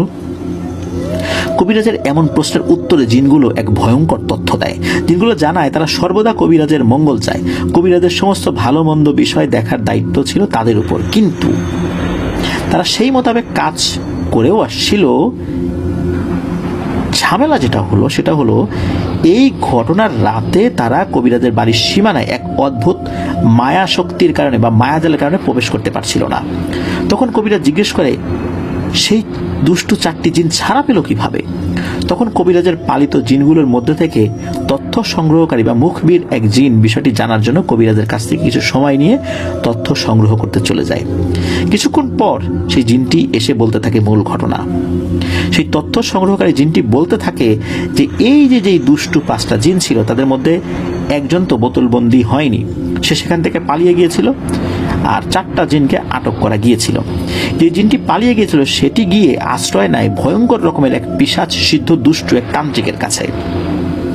এই তান্ত্রিকের কাছে আশ্রয় নেয়ার জন্য সে তার সারা জীবনের গোলাম হয়ে যাবে এরকম একটা প্রতিশ্রুতি দেয়। সে তান্ত্রিকের সব কাজ করবে এরকম প্রতিশ্রুতি দেয়। তান্ত্রিকও সে জিনের কথা মতো কিছুদিনের মধ্যেই ভয়ঙ্কর কালো জাদুর মাধ্যমে সে জানতে পারে ঠিক কোথায় কোন জায়গায় এই বোতলটি রাখা হয়েছে, আর তান্ত্রিক সশরীরে এসে এখান থেকে বোতলটি সংগ্রহ করে নেয় কোনো এক রাত্রে, আর এই জিনগুলোকে মুক্ত করে দেয়। এই মুক্ত হওয়ার পর এই পাঁচটি জিন এবং তান্ত্রিক সহ আরো বেশ কয়েকটি শক্তিশালী খারাপ জিন মিলে এই সমস্ত ঘটনা ঘটিয়েছে। তো তথ্য সংগ্রহকারী জিনটি মানে মুখবির জিনটি কবিরাজকে আরো বলেন যে ওনার আরো সাবধানতা অবলম্বন করা উচিত, মানে এই ইদ্রিস কবিরাজের আরো সাবধানতা অবলম্বন করা উচিত ছিল। জিনগুলো জানায় যে ওনার বাড়ির চতুর্দিকে যে বন্ধনীটি দেওয়া হয়েছিল সেটা অনেক বছর আগে ধীরে ধীরে সেটির যেই ব্যাপারটা কার্যক্ষমতা আর কি এটা অনেকখানি নষ্ট হয়ে গিয়েছিল। সব মিলিয়ে এখন একটা খারাপ সময় চলে এসেছে। আর একটা বিষয় তারা জানায় যে যখন এই ইদ্রিস কবিরাজ এই জিনদেরকে ডাকছিলেন তখন সেই ডাক তারা শুনতে পেলেও তারা এসে ইদ্রিস কবিরাজকে কোথাও দেখতে পাচ্ছিলেন না, এক মায়াজালের মধ্যে পড়ে গিয়েছিলেন, কোথাও তাকে দেখতে পাচ্ছিলেন না। এই কারণে তার কাছে পৌঁছাতেও তারা পারছিলেন না। তো যাই হোক, এরপর ইদ্রিস কবিরাজ জিনগুলোর কাছে জানতে চান যে এখন কি করণীয়। তখন ওই যেই জিনটা তার ওস্তাদ যাকে দিয়েছিলেন আর কি, তো সেই জিনটা বলেন যে আপনি কি ভুলে গেছেন আপনার সেই সঙ্গীর কথা যার সাথে আপনি আপনার ওস্তাদের সাথে দীক্ষা নিয়েছেন? আপনি তার কাছে যান, তার সাথে দেখা করুন, সমস্ত বিষয় খুলে বলুন, ইনশাল্লাহ আপনার দুজন মিলে একত্রে এই বিষয়টার সমাধান করতে পারবেন। তো এই কথাগুলো শুনে কবিরাজ জিনদের কাছেই তার পুরনো সেই বন্ধুর কথা জানতে চান। তখন ওই যে উপহার পাওয়া সেই জিনটি জানায় এখনো সিলেটের সেই ওস্তাদের বাড়িতেই সেই লোকটি আছেন, তবে এটাও জানান যে আপনার ওস্তাদ আর বেঁচে নেই, 8-9 বছর আগেই উনি দুনিয়ার মায়া ত্যাগ করে চলে গেছেন। ওস্তাদের মৃত্যুর খবরে উনি খুব শোকাহত হন আর ওনার সেই সঙ্গীর সাথে দেখা করার জন্য রওনা দেন। তবে রওনা দেওয়ার আগে ওনার বাড়িটা খুব ভালো করে পুনরায় বন্ধনী দিয়েছিলেন। পরদিন খুব ভোরে ইদ্রিস কবিরাজ তার বাড়িতে থাকা কিছু আত্মীয় স্বজনদেরকে জানান যে একটি প্রয়োজনীয় কাজের উদ্দেশ্যে উনি কিছুদিনের জন্য বাড়িতে থাকতে পারবেন না, সিলেট যাচ্ছেন, তারা যেন কবিরাজের বাড়িতেই থাকে এবং সবকিছু দেখে রাখে। এই বলে ইদ্রিস কবিরাজ আর দেরি না করে সিলেটের উদ্দেশ্যে রওনা হন। সিলেটে পৌঁছে সে বহু বছর পর আবার তার ওস্তাদের বাড়িতে যান। সেখানে গিয়ে কবিরাজ সেই সঙ্গীর দেখা পান। অনেকদিন পর দেখা হওয়া সেই সঙ্গীকে ভালো মন্দ জিজ্ঞেস করলে তিনি জানান যে তিনিও সংসার জীবন পালন করেননি, পিছুটান থাকবে এই জন্য। তো তারপর ইদ্রিস কবিরাজ জানান যে কি কাজের উদ্দেশ্যে তিনি এখানে এসেছেন। ইদ্রিস কবিরাজ তার জীবনের সাথে ঘটে যাওয়া সমস্ত ঘটনা তার সঙ্গীকে খুলে বলেন। এতদিন পর ইদ্রিস আলীকে কাছে পেয়ে তার সঙ্গী খুশি হলেও তার জীবনের এমন দুর্বিষহ ঘটনা শুনে অনেক কষ্ট উনি পান। এরপর ইদ্রিস কবিরাজ তার সঙ্গীকে জানান যে জিনদের সাথে পরামর্শের কথা এবং তাদেরকে একত্রে মিলে এই কঠিন কাজটি সমাধান করতে হবে। তখন তার সঙ্গী তাকে বলেন যে অবশ্যই আমি তোমার সাথে যাব এবং ইনশাল্লাহ এই সমস্যার সমাধানও হবে। এরপরের 2 থেকে 3 দিন ওনারা খুব বিচক্ষণতার সাথে কাজ করেছিলেন। বিশেষ করে এই যে যিনি সঙ্গী, এই সঙ্গী তো তার ওস্তাদের সমস্ত জিনদের পেয়েছিলেন। তো এই জিনদের মধ্যে যারা খুব বুজুর্গ ছিলেন আর কি, যারা খুব বড় মানের রাকি, তাদেরকে ডেকেছিলেন। তো তাদের মাধ্যমে জানতে পারেন যে এই যে শয়তান 5 মারিদ জিন, এই জিনদেরকে কিন্তু সহজে পাওয়া যাবে না। এদেরকে পেতে হলে এই মারিদ জিনদের পুরনো আস্তানা, মানে যেখানে ওরা বহু বছর ছিল, ওই গাছটাতে ছিল, ওই জায়গাটাই যেতে হবে, অন্যথায় তাদেরকে ধরা যাবে না। অন্য জায়গায় গেলে তাদেরকে ডাকলে ওরা আসবে না, আর আসলেও ধরা যাবে না। আর এই কাজটি করতে হবে কোনো এক সোমবার, শনি মঙ্গলবারে না, সোমবারে করতে হবে। তারা আরো জানান যে মারিদ জিনগুলো এখন এক খারাপ তান্ত্রিকের সাহায্যে অনেক গোপন স্থানে ঘাঁটি গেড়েছে, তাদের স্থানে একটা না অনেকগুলা। তো এই পরামর্শ শুনে ইদ্রিস কবিরাজ সহ তার সঙ্গী মিলে পরের দিন রওনা হন রংপুরের উদ্দেশ্যে। যেদিন রওনা দেন দিনটা ছিল শনিবার রবিবারে অনেক রাতের দিকে তারা রংপুর গিয়ে পৌঁছেছিলেন। তো ইদ্রিস কবিরাজ যেহেতু আগেও একবার রংপুর এই আব্দুর রহমানের বাড়িতে এসেছিলেন, তাই এই জায়গাগুলো তার পরিচিত ছিল। রাতেই ইদ্রিস কবিরাজ তার সঙ্গীকে নিয়ে আব্দুর রহমানের বাড়িতে যান। রাতে গিয়ে আব্দুর রহমানের ঘরে গিয়ে ডাক দিলে আব্দুর রহমান ঘুম ঘুম চোখ নিয়ে দরজাটি খোলেন। হঠাৎ এত রাত্রে ইদ্রিস কবিরাজকে দেখে আব্দুর রহমান অনেক অবাক হয় এবং বেশ খুশিও হন। বেশি দেরি না করে তাড়াতাড়ি আব্দুর রহমান এই ইদ্রিস কবিরাজ এবং তার সঙ্গীকে ঘরের ভেতরে নিয়ে বসান এবং ইদ্রিস কবিরাজকে জিজ্ঞেস করেন যে কি হয়েছে, আপনি এত রাত্রে কেন? এদিকে ইদ্রিস কবিরাজ খেয়াল করে দেখেন আব্দুর রহমান এখন পুরোপুরি সুস্থ, তার স্বাস্থ্য আগের মতো হয়ে গেছে, একদম স্বাভাবিক আল্লাহর অশেষ রহমতে, আর কোনো সমস্যাও নাকি আর দেখা যায়নি, এটাও কবিরাজ জানতে পারেন। তো ইদ্রিস কবিরাজ যখন তার আসার কারণ আব্দুর রহমানকে কিছুটা জানান এবং বলেন যে আমরা এই কারণে এসেছি, বাকিটা তোমরা পরে বুঝতে পারবা।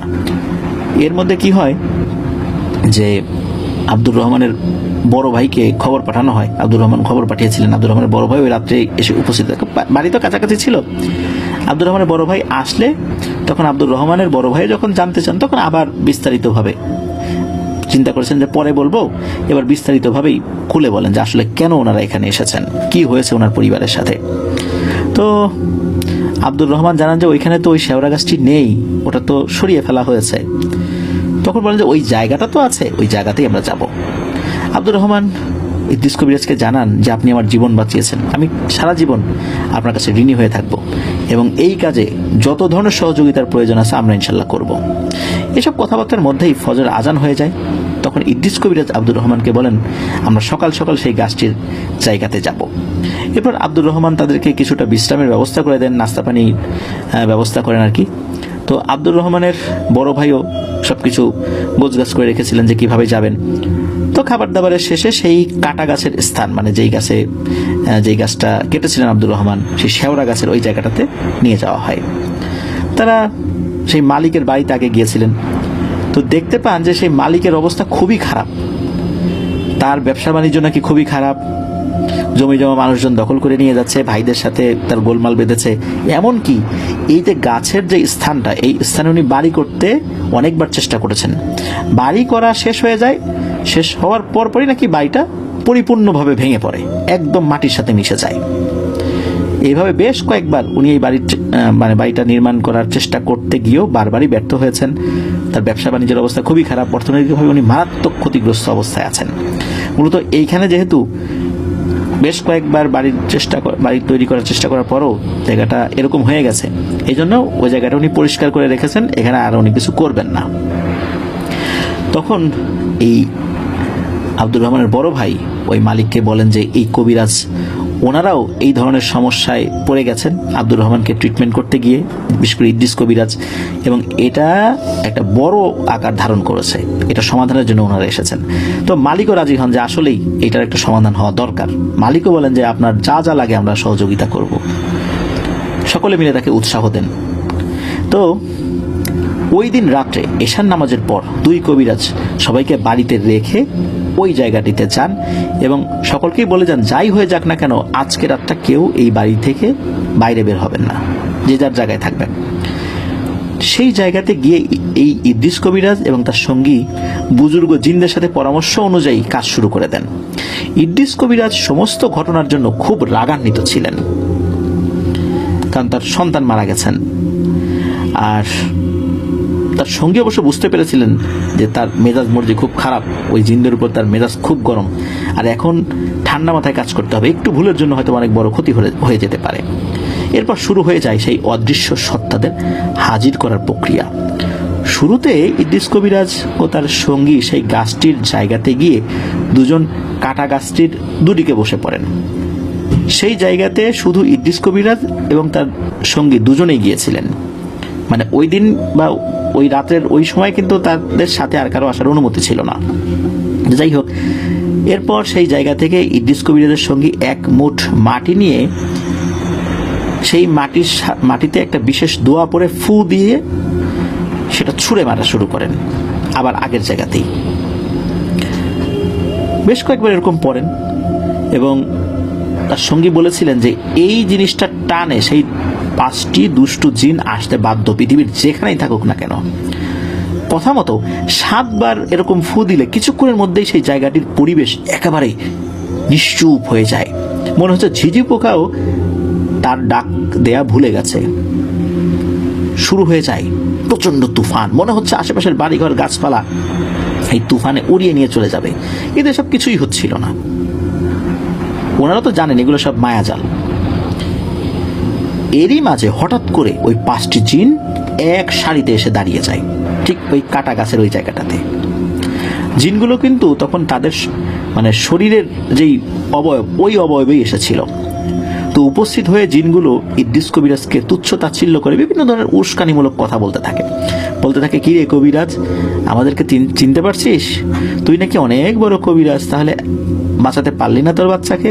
আর অনেক কথাবার্তা এইসব বলে আর কি, উস্কানিমূলক কথাবার্তা, যাতে করে তার মস্তিষ্ক খুব হয়ে যায় আর কি, মানে গরম হয়ে যায়। এদিকে ইদ্রিস কবিরাজ তার চোখের সামনে তার সন্তানের খুনিদেরকে দেখে মেজাজ হারালেন। ইদ্রিস কবিরাজও বলেন যে তোদের যা কথা বলার আজকেই বলে নে, আজকের পর থেকে তোদের কথা বলার আর কোনো সুযোগ থাকবে না, আর সেই কাজটি করতে আমরা আসছি। এই বলে ইদ্রিস কবিরাজ এবং তার সঙ্গী ওখানকার মাটি হাতের মুঠোয় নিয়ে একটা দোয়া পড়ে ফু দেন, কিন্তু মনে হলো ওই জিনগুলোর কিছুই হলো না। এমন বিষয় দেখে ইদ্রিস কবিরাজ এবং তার সঙ্গী অবাক হয়ে যান। তারা ভাবেন, এমনটা তো হওয়ার কথা ছিল না। এমন দৃশ্য দেখে দুষ্ট জিনগুলো অট্ট হাসিতে ফেটে পড়ে।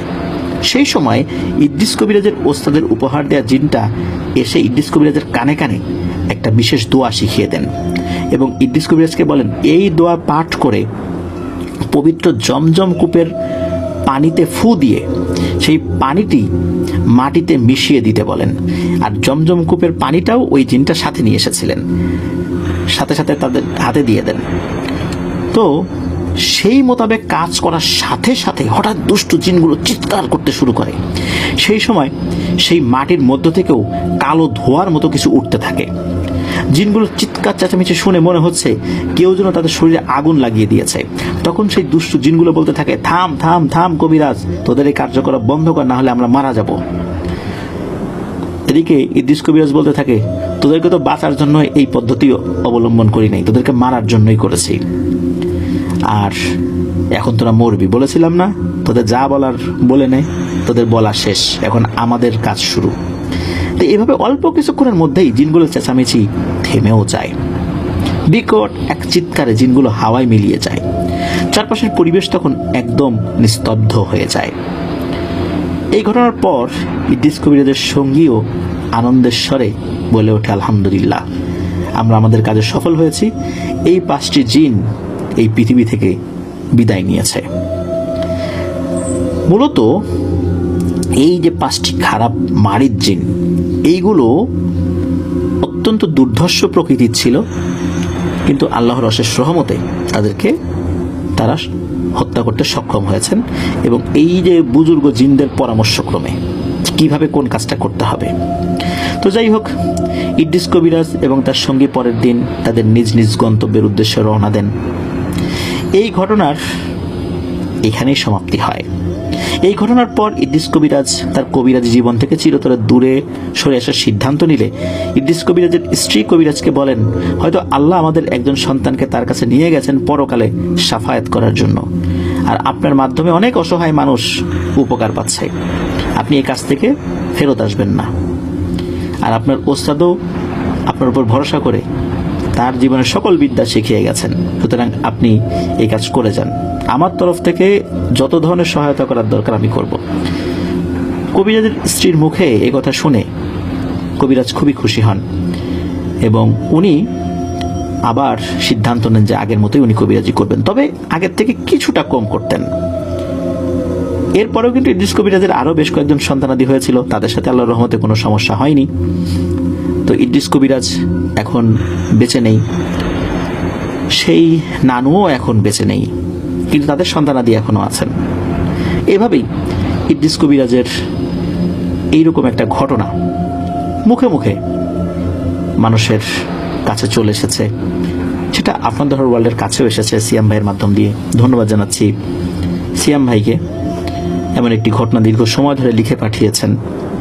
আর ইদ্রিস কবিরাজ উনি পৃথিবীতে নেই, আল্লাহ তাআলা তার ভুল ত্রুটি ক্ষমা করুন, জান্নাতের মেহমান হিসেবে কবুল করুন। প্রিয় লিসেনার্স, আজকের ফ্রাইডে স্পেশাল এপিসোডে আমরা 2টি ঘটনা দিয়ে সাজিয়েছিলাম। আশা করছি ঘটনা দুটি আপনাদের সকলের কাছে ভালো লেগেছে এবং ভয়ের শিহরণ জাগাতে সক্ষম হয়েছে ইনশাল্লাহ। যারা কবিরাজি করেন অনেক ঝুঁকি নিয়ে তারা করেন, অনেক অদৃশ্য শক্তির মোকাবেলা তাদেরকে করতে হয়। আল্লাহ তাআলা যদি গায়েবী মদত দিয়ে সহযোগিতা না করেন তাহলে তাদের বেঁচে থাকাটা বা তাদের পরিবারের বেঁচে থাকাটাও অনেক কঠিন হয়ে যায়। এরকম ঝুঁকি নিয়েই তারা কাজটি করেন। অনেক ভণ্ড কবিরাজও আছেন, তাদের কথা বলবো না, কিন্তু যারা সত্যিকার অর্থে মানুষের উপকারের জন্য কাজ করেন অনেক ত্যাগ স্বীকার করতে হয়, এই জন্য তাদেরকে আমরা শ্রদ্ধা জানাই। প্রিয় লিসেনার্স, আজকের এপিসোড শেষ করব ইনশাল্লাহ। খুব তাড়াতাড়ি আপনাদের সাথে দেখা হচ্ছে। আগামী সোমবার হরর নাইট এপিসোডের নতুন আরও একটি আয়োজন নিয়ে হাজির হচ্ছি। সবাই ভালো থাকবেন, সুস্থ থাকবেন, আমার জন্য দোয়া করবেন, আমার পরিবারের জন্য দোয়া করবেন। আপনাদের জন্য দোয়া রইল, আপনাদের পরিবারের প্রত্যেকের জন্য দোয়া রইল। মহান আল্লাহ সুবহানাহু ওয়া তাআলা আমাদেরকে ভালো রাখুন, সুস্থ রাখুন, নিরাপদে রাখুন, আপনার ওয়ার্ল্ডের সাথে রাখুন। আসসালামু আলাইকুম।